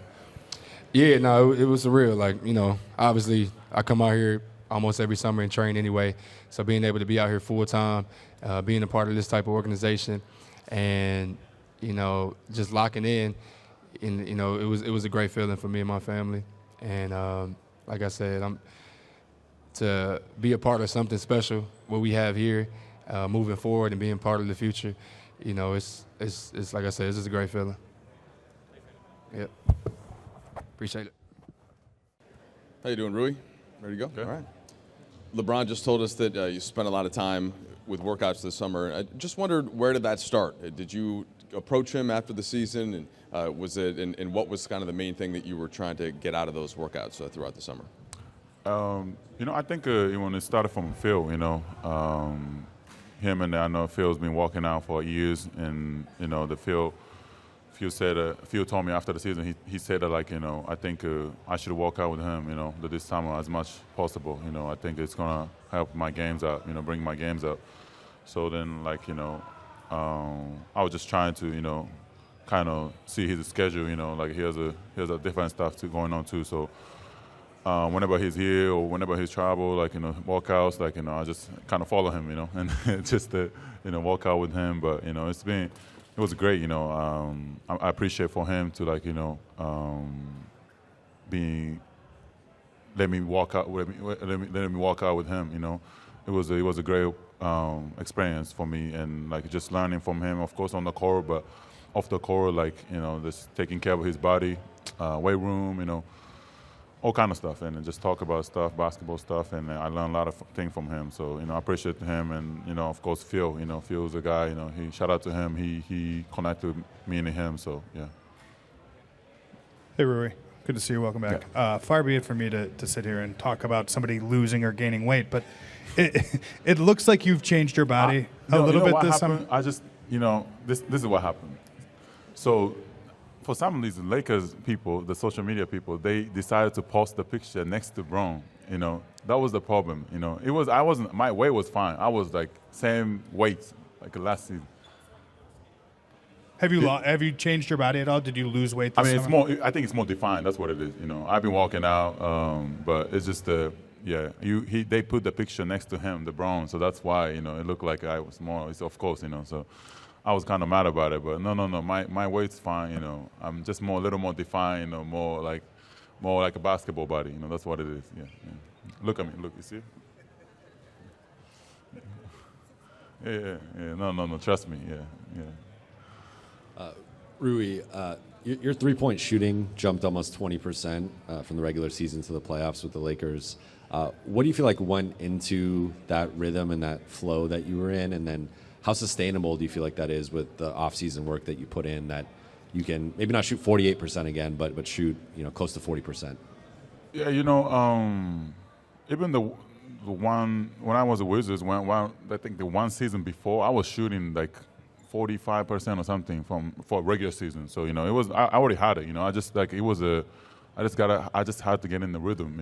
And the whole trade and everything going on is just and it was the different system. So I just had to get used to it, and I was walking out with the Phil, every day, and saying that he said just be ready for those playoffs. When the playoffs come, those three gonna fold. So I would just keep walking out, and yeah, that right the time. Just when we were on the playoff, I just did it I just walked on. So it's just more like a. I think it's a momentum side, especially for me, bigger games for me, it's more, I get my strengths up. So, it's just those stuff, always since I was kids, big games. I love those big games. So, so that's why it happened. I feel it wasn't really nothing technical change or anything. It's just a momentum side, yeah. Hello, Rui. Darvin mentioned last week his starters. D'Angelo, Brian, AD, Austin. So there's one job out there that's open. Do you view that as something that you want to take, or is that something that you have to work your ways towards? Here's the thing, it's just I feel like each game is different, So even last year too, we changed a lot of starting lineup, throughout the course, even after I got traded, and we just gotta adjust, each games and more for me, more so starting or not. I think I'm okay about playing time. More playing time is more important for me, and I want to finish the game. That's my main thing, and whatever the coaches decide, I just I'm here for. I'm fine whatever they decide, but I want to finish the game. That's my goal. Yeah. Hey Rui, whether it was the workouts with LeBron or just on your own, was there an area of your game or a single area of your game that you really dedicated He was talking yourself. about him, yes. That you really dedicated yourself to improving just one singular area. Yeah, for sure. You know, me and him walked on a lot of, mid post, like, those areas, like, a lot. And of course, we did a lot of shootings, ball handlings, like, overall, it's a whole package. But, it's just those footwork and the stuff. That was my main goal for this summer. And then those footwork was, like, really, like, it's going to help my games, it's going to help my games, a different way. So I just watched him closely, and he taught me a lot of, like, little trick, the points, like, the footwork, and yeah, it's those kind of stuff, and like, using the body, like, it's just like, he mentioned that he said, like, me and him has the similar body type. That's what he said. So, like, that's the thing. Like, if you have the body type like that, you can use the body and, just get to the spot, and just it's an easy shot. So those kind of stuff I worked on with him, and I think I learned a lot from him. Yeah. こんにちは、八村選手、一番後ろの左側。はい。お疲れ様です。はい、昨シーズンは今までで一番優勝まで近づいたシーズンだったと思うんですけれども、その優勝を間近に感じたことで今シーズンへのモチベーションはどれぐらい上がって、それに対してどんな準備をしてきたと、その準備は万端という思いでしょうか。そうですね、正直言って、ウィザーズの時からそんな、優勝しようってやってなかったので、レギュラーシーズン始まる時もやっぱりプレーオフに先にプレーオフ行こうってやってたので、でもこういう優勝チームに入ることによってこのシーズンに対してのそのモチベーションも違いますし、やっぱり長くなるな、シーズンも長くなるということで、そういう中で自分としてもメンタル的にも体的にもこの夏準備できたと思うので、そういうところに関してはもうやっぱり優勝を目指すためにその、チームのケミストリーもそうですし、そういうところが今回は結構トレーニングキャンプ前から結構チームとしてもやってきてたので、そういうところはすごい役立つんじゃないかなと思います。八村選手、どうもお疲れ様です。はい、ワールドカップを戦う日本代表を見てどのように感じましたか。あとパリ五輪の出場の方は今の時点でどのように考えていらっしゃいますでしょうか。そうですね、僕も試合終わった後すぐ雄太さんと雄大さんと富樫君と連絡して、そうですね、もう僕もすごい嬉しくてもうずっと家で叫んでたんですけど、もうやっぱこうやって自力でそうやってオリンピックが行けたってことはすごいことですし、僕としてもすごい嬉しかったですし、こうやって僕がもうその年代今言った4人がその小さい頃からやってきて行くぞってやってきた中で今回僕は出れなかったんですけど、そうやって僕の代わりというかその3人がしっかりやってくれて、他にも比江島さんもそうですし他の若い子たちもそうやってやってくれて日本全体で今までのこの積み重ねがあっての勝ちだったと思うので、僕もすごい嬉しかったですし、すごい楽しみですね。八村選手、よろしくお願いします。改めて今シーズンの目標、そしてゴールをお聞かせください。そうですね、もちろん優勝っていうのはもちろんありますし、それはもう絶対変わらないと思いますし、やっぱこの僕らの去年のそのプレーオフでいたこのコアのメンバーも戻ってきているので、そういう中ではケミストリーは僕らももうあるので、その中で他の選手たちが入ってきてどういうふうにケミストリーになるかっていうのも楽しみですし、その自分としては個人としてはもっとアグレッシブにゴールにアタックできたらいいなと思いますね。There was a walk-off interview last year where you said kind of just wait and see if this group gets a training camp together. Yeah. And since you've worked out with several of your teammates this summer, I just wonder what you kind of meant by that at the time and how you feel like that will adjust now that it's started, in addition to the additional talent that you guys brought in. I mean, we saw it right away. The group was kind of clicking. As soon as we got on the floor together, we had that chemistry that usually takes a training camp or some months to kind of put together. So for us to get it going right away, I felt that that's what we needed and that's what we were missing. So to get that opportunity now this year, obviously the sky's the limit. D'Angelo, welcome back. What did you make of the offseason acquisitions and what's it been like in the gym here over the last week and as you guys have all really gathered? I think it was big time. Shout out Rob. He put a nice group together that I think can easily flow together on and off the court. I think that's kind of what it's about, continuing to have that chemistry and continuity off the floor to allow that flow to happen on the floor. So for us to have that group, some familiar faces, I think it's a big deal. D'Angelo, you're one of those familiar faces who did return. Just what went into your decision as a free agent to come back to the Lakers? I mean, just the opportunity, you know. We didn't finish the way we wanted to, so to get the opportunity to come back and start where we left off is always a privilege and something that I'm appreciative of. And then just being somewhere where you want it. I mean, they made an effort to come and let me know how they felt about me and made me feel wanted, and it made it easier for me to come back as well.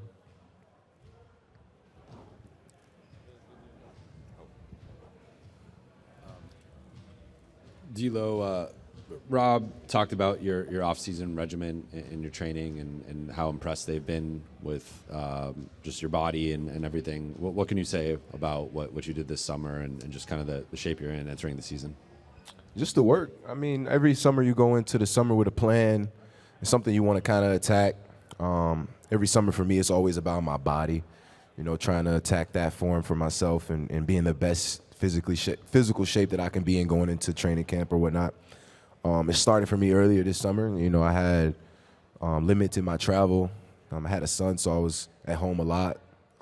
So I got to incorporate a working regimen sooner rather than later in the summer for me. So I think it was a success. I'm looking forward to this one for sure. D'Angelo, based on your season with LeBron and AD, what did you learn about last season playing with those guys, how that can help you this season? Like I said, the more games we got under our belt, the more we were kind of figuring it out. You know, we had a group last year that it could have been anybody's year. I mean, anybody's night. You know, we were super deep team. And for this year, I think it's the same way.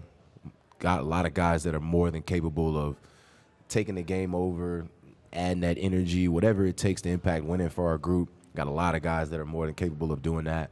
You asked about AD. I mean, he's a beast, you know. Playing against him, you kind of feel that. But when you're on the same team and you see him dominate players day in and day out, through the ups, through the downs, whatever's being said about him, you out there playing against him, you definitely rather have him with you on your team. So to be a part of it last year and see those guys kind of elevate their play and rise their level of competitiveness throughout the season, it was fun to see and to be a part of. Hey, D'Angelo, right here. Hey. Darvin Ham at his presser the other day came out basically unprompted and named you the team's starting point guard. What does it mean to get that vote of confidence? Man, I appreciate all of that, honestly. Any words of encouragement from your head coach is always appreciated as a player. To have that trust in me is obviously something, too, that I see. Just appreciative, you know. Don't want to let them down, I guess. Hey, D'Lo, in the back over here. What was your interaction with your teammates? You know, the guys you made bonds with in that short amount of time last year. How did you continue that connective tissue in the offseason, and how do you think that will benefit this group come the start of this year? I think just being a selfless guy. You know, I think a lot of guys put that past the initial encounters with your teammates. I try to do that right away. Let guys know that I'm all about what you need from me. Obviously, I'm going to try to provide my own individual aspects to the game and approach, but knowing that guys can lean on me for whatever you need to be, relevant in the game. You know, having the ball in my hands a little bit, I feel like I have a sense of who needs what and what's missing elsewhere. And just being able to attack that throughout the season. But that starts with the relationship that you develop with your guys off the floor. So I try to do a good job of being that guy for everybody on the team, not just a lot of the guys that are playing. And with this time being here now, going into the season, it allows you to develop those relationships. And if it's Austin Reaves golf and what he has going on off the floor is genuinely there, you know, and you develop that trust now. So. D'Lo, just being drafted back to this team and then coming back full circle, having a child, all of these things that you kind of, grow up as a man in this league. What has been like the biggest learning lessons that you've kind of gleaned from this experience and coming back? Sorry, I didn't hear that last part. I'm sorry, what have been the biggest learning lessons that you've gleaned coming back around this time, and what are you hoping to just, set forth in terms of just a tone from the beginning of the season? I mean, to clarify, you're saying as a younger player to now, right? Obviously, the experience is huge. Being a guy that came into the league at 18 to this organization at that, you don't really know what you're preparing for. So to get that out of my system and leave, branch off, come back, I kind of have an idea on what I'm preparing for. I think simple as that is it allows me to have some experience going into the situation.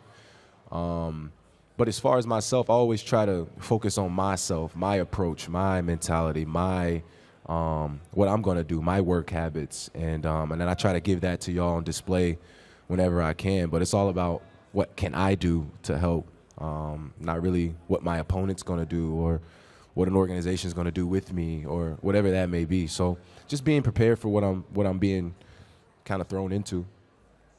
D'Angelo over here. During your exit interview, you mentioned knowing really who you are as a player and also who you're not, and some of the things that you may never become as a player. With that in mind, in the offseason, do you spend more time trying to accentuate your strengths and just being better at them, or do you think about those areas of weakness and trying to shore them up? Yeah, I mean, a lot of things that I hear is defensive abilities. I'm not the fastest, so I don't know how much faster I'm going to get. So accepting what I can do, and that's bring my mind to the defensive side of things, and that's being in the right place a lot of the times. That's communicating a lot of the times, bringing different elements that's probably not going to – I'm not going to provide the fastest the speed to the game. That's not what I do. So just finding ways that I can do what I already do kind of good and just kind of be great at it. And what I need to work on, obviously look in the mirror and know those things. And just try to be in the best position is where it's not hurting the team or things like that. So, hi, D'Angelo over here. Hi, you kind of waived your implied no trade clause in your contract for this season. Can you just talk about what went into that decision? I think caught some people by surprise. That was a new rule. I mean, that was a new something new that was implemented into the contracts. I think it worked out for both parties. Obviously, letting a player have that kind of allows you to go into control your own destiny going into the summer or whatnot, right? So being able to do that, I think that was a big part of my decision. I'm here for 2 years. This is my second year coming back, right, after my first year. And to be back is something hard to accept, too, because you never know who wants to be here, what's next. So to be able to control my own destiny no matter what's going on, I think that as a player, that's something that you want. Yeah, no problem. Thank you, guys. Can you just take us through the playoffs into Team USA and what kind of mindset that puts you in heading into this season? Yeah, I feel like it puts me in a good mindset and a good position. I've been basically competing for the last 2 months. Other than when we got back, obviously had some downtime to relax, rest, play golf. But I feel like kind of just carried everything over from the postseason to the USA stuff, and then, looking to do the same thing to start the year and really just, get the year started in the right way. Good. As a quick follow-up to that, I know you're always just going to talk about it's just part of my game, et cetera, but you come into this media day, you're in the first photo with LeBron and AD. How different does it feel relative to rookie year, even last year, with what your role is on the team? Rookie year, I got out of here a lot faster. Didn't have many people to talk to, not many pitchers. Definitely feels different, like you said, being in the picture with Bron, AD, and then D'Lo. For me, it's still the same thing. Basketball is basketball, obviously. Being talked about in a different, situation or whatever you want to call it means I'm doing something right, and really just hope to continue to get better and grow and have a really good year this year. Austin, when since you were away, when you came back and rejoined this team, did anybody change their bodies, or because you had like the perspective of being gone from the team this summer, did anybody really stick out to you? And then I guess secondly, having some continuity entering the season, who do you think that'll open up things for most? Who will that continuity really matter for? Yeah, I think just seeing AD and the way AD's, shooting the ball, as I've talked about on a podcast, and just the way he looks, the determination that, he seems to have. I've, talked, with coaches, Wade staff, and, said he's been in a lot this summer as far as LeBron too. But, yeah, I mean, just everybody, honestly. Rui looks good. He's in a good spot shooting the ball as well. And I don't remember your second question to that. Oh, yeah. I just did a podcast, too, and was talking about how I think it'll, help D'Lo.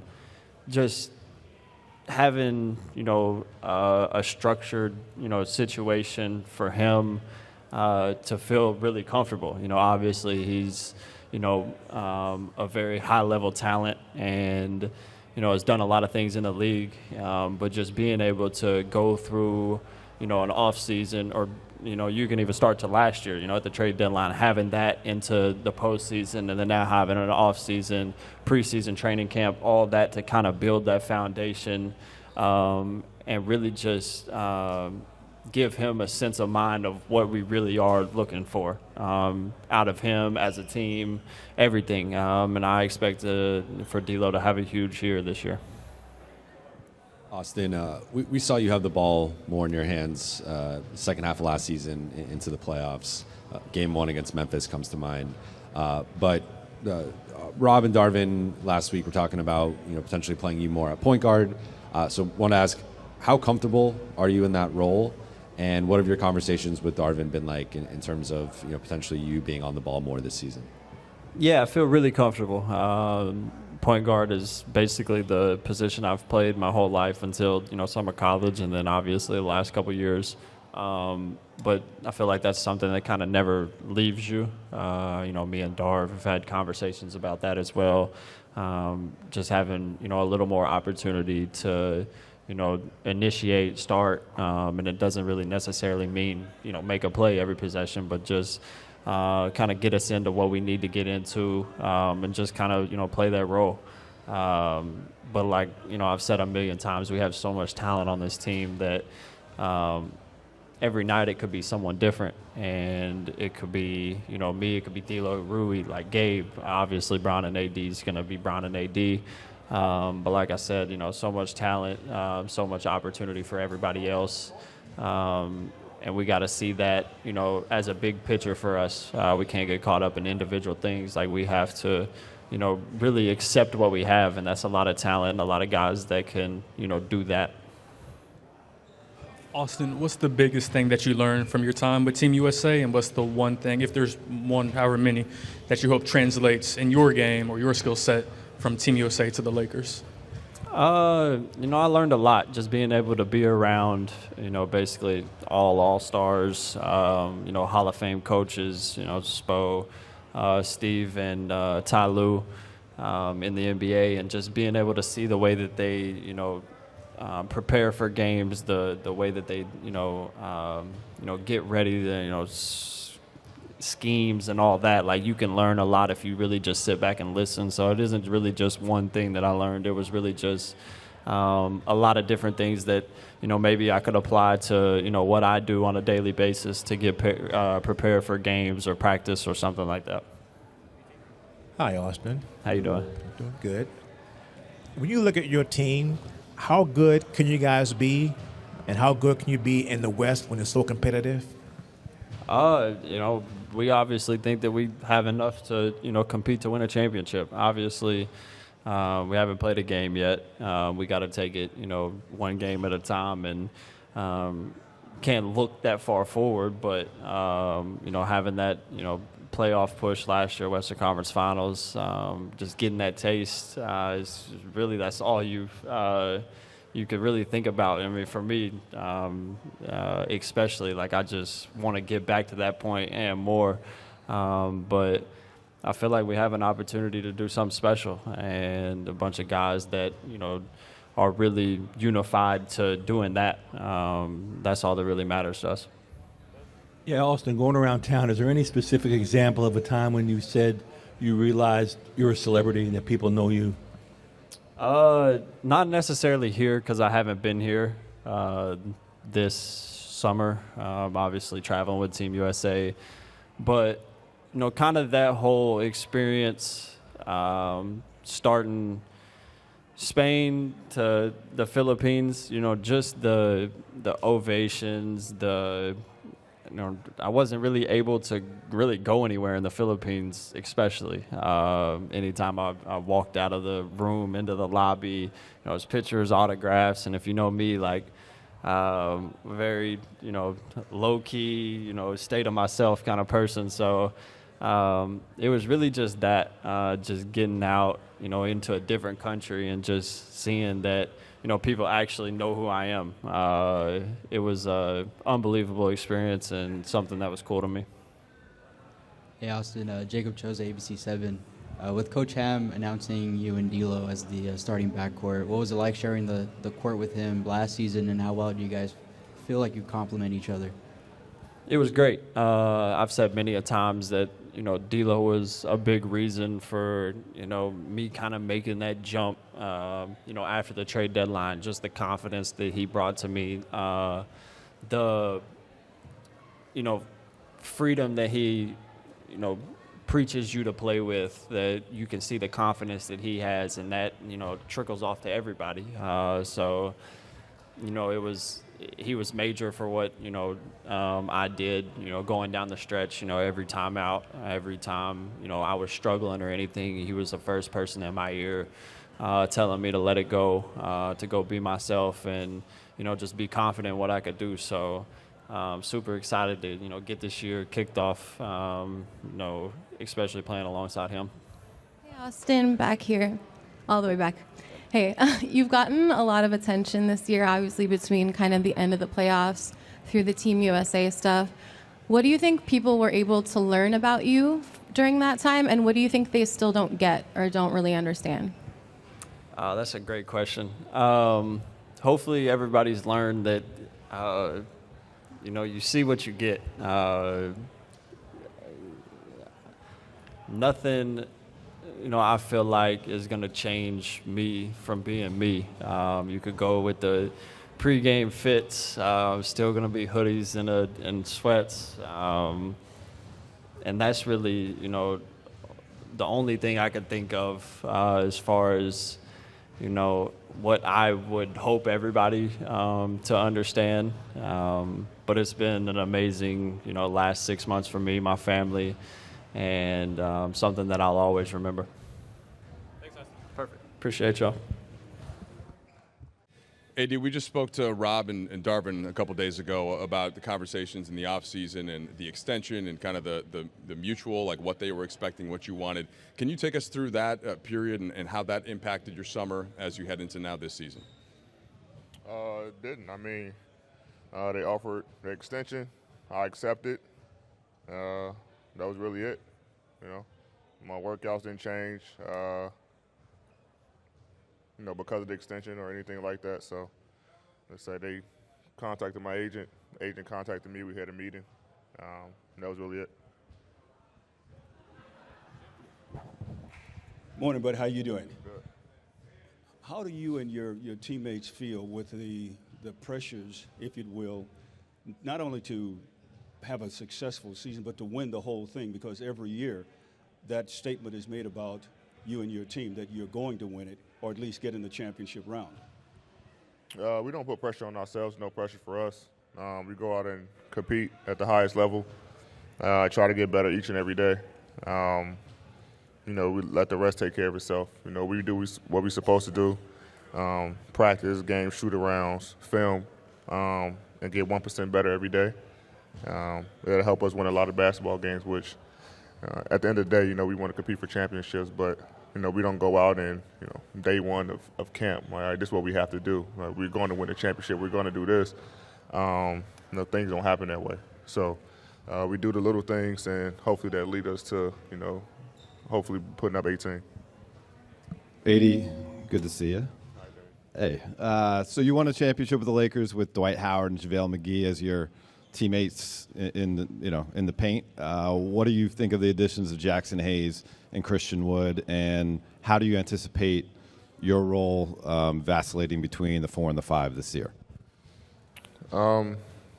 Jackson's very athletic, rim protector, a lob threat, kind of like JaVale. C. Wood, scorer, can play on all 3 levels of the floor. So he's a little different from, Dwight, but yeah, they're 2, great bigs who can compliment me very well. Me and Darv haven't had a chance to sit down and kind of figure out the role between 4 and 5 and things like that, but having those 2 guys, alongside me, can be a great thing, great possibility of doing good things on that front line. So we'll see how it play out. We go through camp. I know he's going to test out different lineups during preseason, and we'll see from there. Eddie, over here. The core of the group that made it to the Western Conference Finals, minus Dennis, is back on this team. I think Austin on a podcast said something along the lines that you guys could sense Denver's continuity in that series, and the factor that was. How excited are you to enter a year coming off of winning and having continuity with this group? And what do you think that will allow this team to do more so this season than it was able to do last year? Yeah, I mean, anytime you have continuity, it's a lot easier, to start the season. Every year, we had new guys come in. That core is kind of, gone. And so that's a little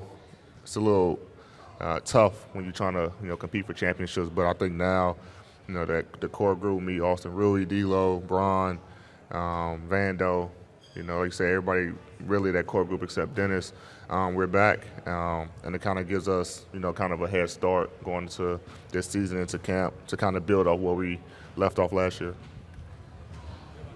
AD, over here. There's been a lot of buzz about your shooting. I think Austin mentioned it on a podcast, and Darvin and Rob talked about it. Where would you say your jump shot's at right now, and how much of it was that a point of emphasis for you this summer, just working on your jumper? Just getting back to being a threat on all 3 levels. Not sure where it's at until we get into practice and games. Anybody can shoot in workouts and make shots when there's no pressure on them. So we'll see when camp comes around and preseason games and through the course of the regular season. But I feel good. I feel good physically. I feel good, with my game, and ready to get started. Hello, Anthony. Is it still your goal to play all 82 games? And did you do anything different this summer working out to try to reach that goal? It's my goal every year, to play 82. And I didn't do anything differently. I took some time off, got back in the lab, and, ready to get started. Nothing's changed. Every year, you want to come out and play every game and help the team win. Especially my role, I know it's a big piece of this team. And with me being on the floor, it definitely helps us. AD, related to that, do you have any interest in playing the Olympics next year if you're asked? And if so, what does that look like in terms of the way you preserve your body and everything? I have no idea yet. Anthony, Rob and Darvin last week were kind of talking a lot about, your role as a leader on this team. Just kind of wondering, as the years have kind of gone by, how do you feel you've grown into that position? Just being more vocal, talking to the guys. I think I might be the second oldest guy here now, so the guys lean on me a lot, especially the bigs. Seawood and Jackson have already, kind of been on me about leading them and helping them every step of the way. But I feel like it's my responsibility.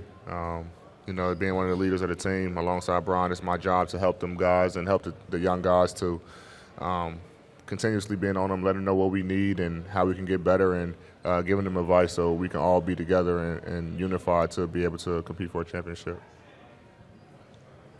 Hey, D, good to see you. Knowing who LeBron is, how he takes care of himself, and the way he plays, how do you expect he will approach season 21 compared to the first 20 seasons? The same. I mean, he puts in a lot of work. Like you say, takes his nutrition very seriously, takes his body very seriously. His work ethic is unmatched, and obviously as you get older, your body starts to wear down. So he's in overdrive now on taking care of his body to be able to. Well, with the new rule, I don't know if he play all 82. Who knows? But however many games he's going to play, he's going to be ready. But knowing the competitor that he is, I know he's going to play all 82 and do everything he can to help the team win. Hey, AD, over to your right. Just going back to the jump shot, is there anything you did differently during your training during the offseason to, I guess, help make it more consistent when the season comes? No, just a lot more reps. That's what it takes. Anything to you want to perfect or get better, just reps. Shooting a lot more, working on different shots, different ways of shooting and things like that, and hopefully it all translates. Hey, D. You did a lot of cross-training this summer. There were videos of you boxing and such. How much did that help your body? How is your body feeling? And how do you anticipate being able to play all 82 this season? Felt good. I mean, my body feels good. It's really for conditioning. I box every summer. That's just the one time I got posted. There's a lot of things that I do that you guys don't know about. But I'm prepared to play every game this year. Anthony, when you look at the roster additions that you guys made over the summer, your health, everyone else's health, sort of this scene in the West, do you sense a big opportunity for you guys that this could be one of those years?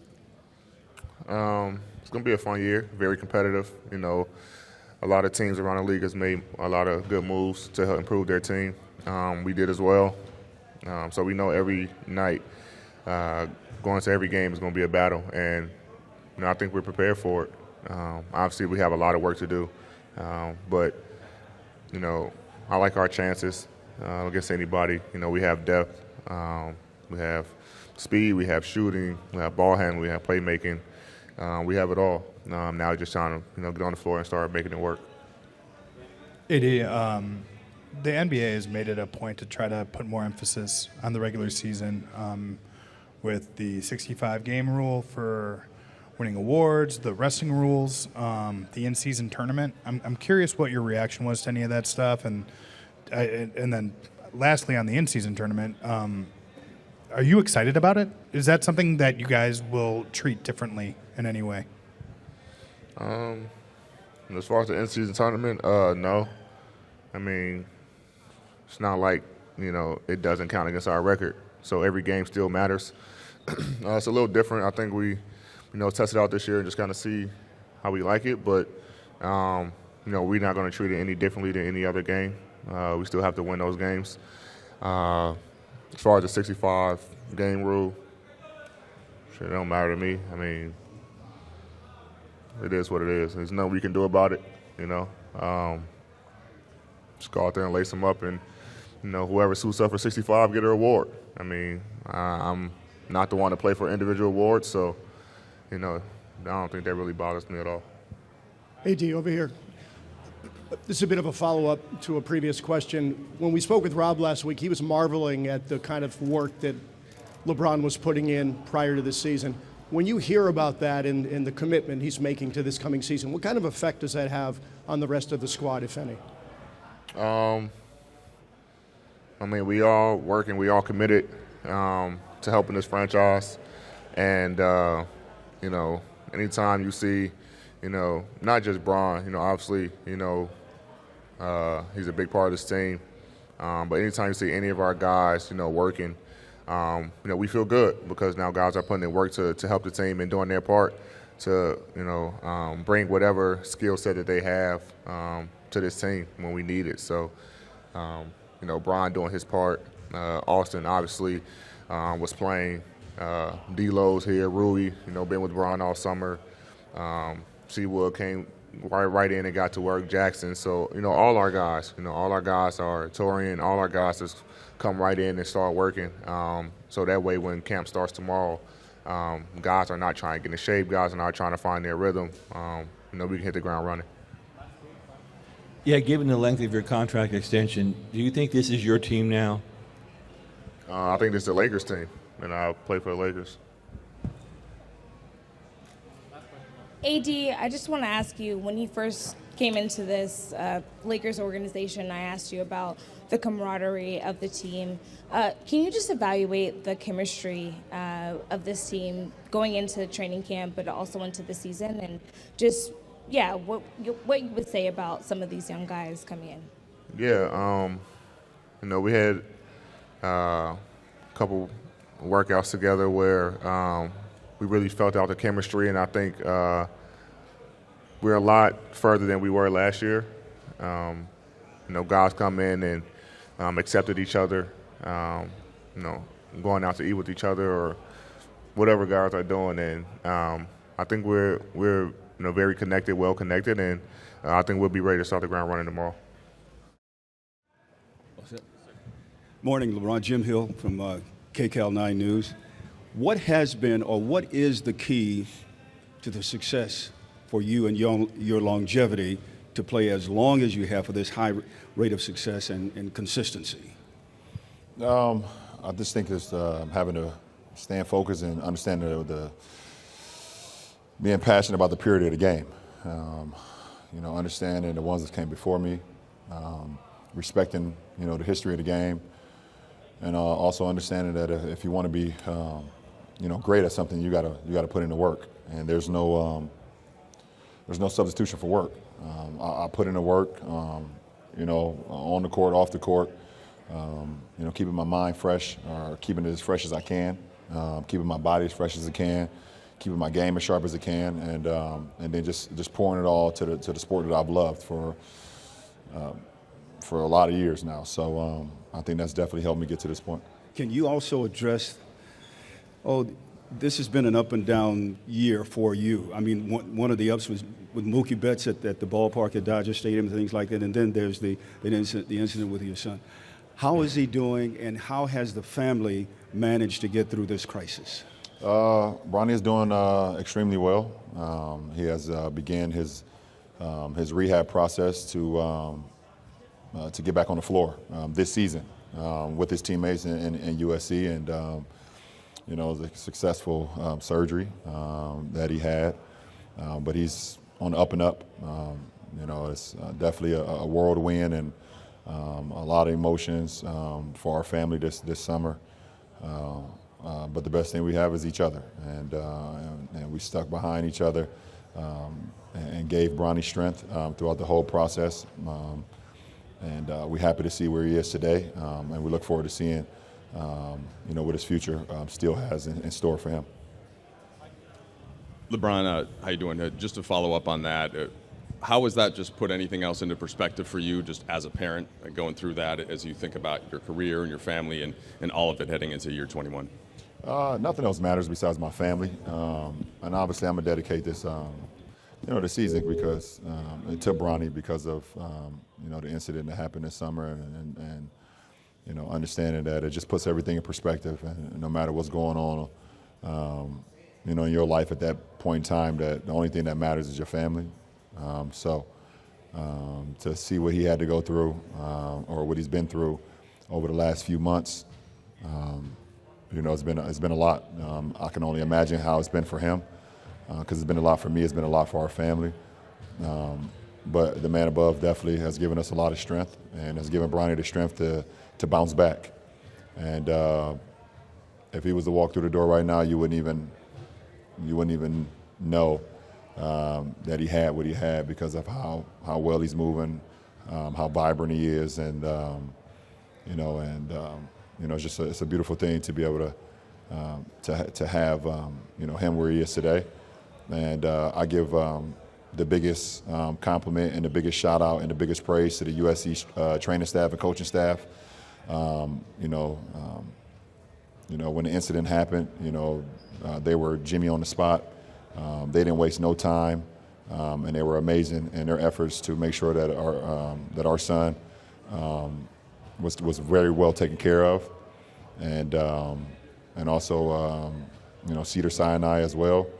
The Mayo Clinic in Rochester, Minnesota, and anybody else that had anything to do with his recovery, and it's been an amazing thing.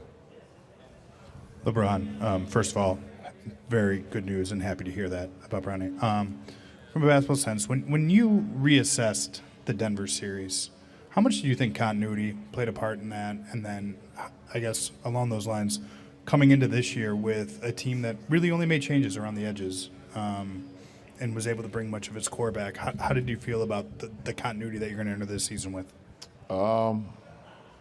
Very optimistic about how we can pick off where we left off, and I don't mean the loss in the series. I mean from the trade deadline to how we played all the way up into the Western Conference Finals. I'm very optimistic on seeing how we can pick up from there. Like what you just said with the continuity, with the chemistry, there shouldn't be much teaching. Obviously we're going to, not waste any steps. We're not going to shortcut any corners or whatever the case may be, but there should not be much teaching, when it comes to, us getting back on the floor. We have that chemistry. Obviously, we have some guys that we are bringing into the fold, but we returned a lot of our core. Myself, AD, AR, Vando, Rui, D'Lo, Max.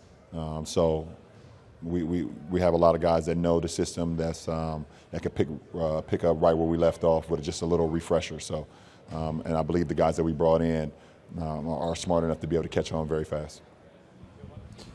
LeBron, last time we spoke to you, you mentioned that your basketball future was uncertain. What went into deciding to return and just that process? I don't know, just had conversations with my family, conversations with myself, getting inspired, once again from my kids, being on the AAU circuit with Bryce, seeing how he continues to grow, his individual game, being extremely proud of Bronny being able to go off to USC and see where he was before, obviously the incident, inspired by that, and then I feel like I got a lot more in the tank to give. At that moment I didn't. I was exhausted. I was tired. Mentally, I was in too many different places mentally, and that's what drew that comment or that statement, because that's just how I felt at the moment. But I'm happy to be returning for another season and helping this team, hopefully lead this team to the promised land. That's just the goal. LeBron, you've played on teams throughout your 20 years in the league that made the rest of the league think that maybe the ending is inevitable. You've played against teams that were out there. There's continuity throughout the entire league and a leveled playing field to some extent. I think you talk to people, there could be more than a handful of legitimate contenders. How does that view of the entire league give you some, oomph with this group, considering that you did have that great run in the second half of the year, but it was still put together rather quickly? Yeah, I don't really, especially at this point in my season, I don't really give my energy to the rest of the league until it's time to compete versus them and I'm across from them. But my energy is solely towards this team every day, on how we can get better every day, how we can not skip a step every day. And just because of how the way we finished last year doesn't mean it's going to apply to this year. But we do have this is the first time since the 2020 run that we're returning a team. Besides that run, we've been, revolving door. We've been a lot of turnover. So I'm excited about us returning our core and then bringing in a lot of very, very, very good players, that can help us continue to roll on what we was able to do. But it takes work. Like I said, there's no substitution for work, and we have to put in the work. And if we do that, we'll give ourselves a chance every single night to compete at the highest level. LeBron, we talked to athletes who are in the last 2, 3, however many years you think you're going in your career. And I remember Derek Jeter once saying that he felt so much more urgency in those last few years than maybe in the middle, and that you just had this sense that, okay, I'm not going to be doing this 10 years in the future. How have you experienced that feeling at all, and what kind of urgency do you feel this stage in your career has brought? Well, I have an urgency to perform at the high level, so I can be out there for my teammates. And, and I prepare my mind and my body and my soul to go out there and be available to my teammates. I know when I'm on the floor, it makes us a better team. The sense of urgency comes from me always preparing myself for the long haul and being able to put myself in a position where I can lead these guys every single night. If I can do that, then that is the sense of urgency for me, in order to put ourselves in a position where we want to be. I mean, we're all here for one common goal, and that's to win a championship. But that's months and months and months and months at the end of the road. But the most important thing is how we can continue to get better and apply, every step, each and every day, each and every week, each and every month to get to that goal. But it takes time. I feel different. I mean, I'm not as not the 21-year-old. That's for sure. Feels a little bit different getting out of bed every day. As far as my energy level, I feel pretty good with my energy, though. What's up, Brian? What's going on? The NBA had a lot of rules they put in place this year, but the resting rule, which is one that was put out there, what are your thoughts on that? And was that necessary for them to do, to have players play during the regular season? At the end of the day, I play in this league. Obviously, I'm one of 450 or 430, whatever the number is. But I'm also a businessman. I understand the business side of the game too, and the business side, having our star and marquee guys on the floor when they are available, being on the floor, the fans want to see that. The fans want to see that. I've always wanted to try to play in every game in my entire career, and sometimes because of injury or sometimes because of just the way the schedule landed, I have not been able to play every game, but I love playing in every game, and we'll see. And hopefully that happens again this year. Yeah, LeBron, does any part of you think this could be your last season? I don't know. Can you expound on that? No, I can't because I don't know. I'm happy right now. I'm excited. Looking forward to tomorrow and getting the training camp going and getting going. But I don't know what the end of this road looks like, or at the end of the season. I have no idea. LeBron, Darvin and Rob were talking last week about how much you've worked with Hachimura. Just kind of wondering how that started. Did he approach you? Did you approach him? How often did you guys work out together? And just what have you learned about him, I guess, over the course of this time? We've worked out together pretty much all summer. I see a lot in him. I see his potential, and I know what he can bring to the floor, not only for him individually, but also for our ball club. I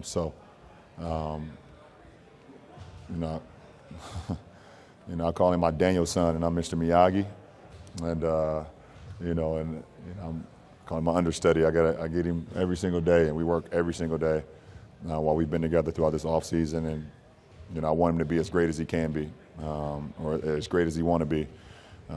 So excited about what he has in store this year. LeBron, do you have any interest in playing the Olympics next year? And if so, what kind of physical challenge would that be? Yeah, I do. I do have interest. So we see what happens. But as far as physical toll, I don't know. I see how I feel at the end of the season, but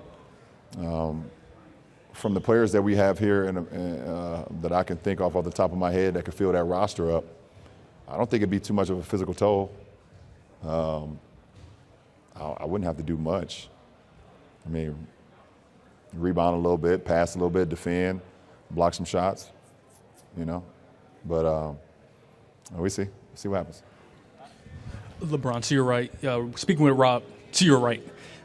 Rob earlier in the summer, he mentioned that they felt good about the treatment you and AD got after injuries you dealt with. Just where are you with the foot, and just how did it go treating that over the summer? Yeah, obviously a lot of my attention this summer was with my foot. and getting that back to a pre-injury, that pre-Dallas game where I pretty much tore the whole tendon on my right foot. So, you know, this summer has been a lot about rehabbing that and getting that back to where it needs to be. So, looking forward. It's been reacting very well in my off-season workouts. Looking forward to seeing how it reacts throughout training camp and also preseason and then going into the regular season. But, you know, excited to see where I am, you know, as it stands today. Hey, Ron. When you intimated last season, obviously it was a very emotional time that you were potentially considering retirement. How quickly after that did you realize I have a lot of gas left in the tank and I have a lot longer I want to play?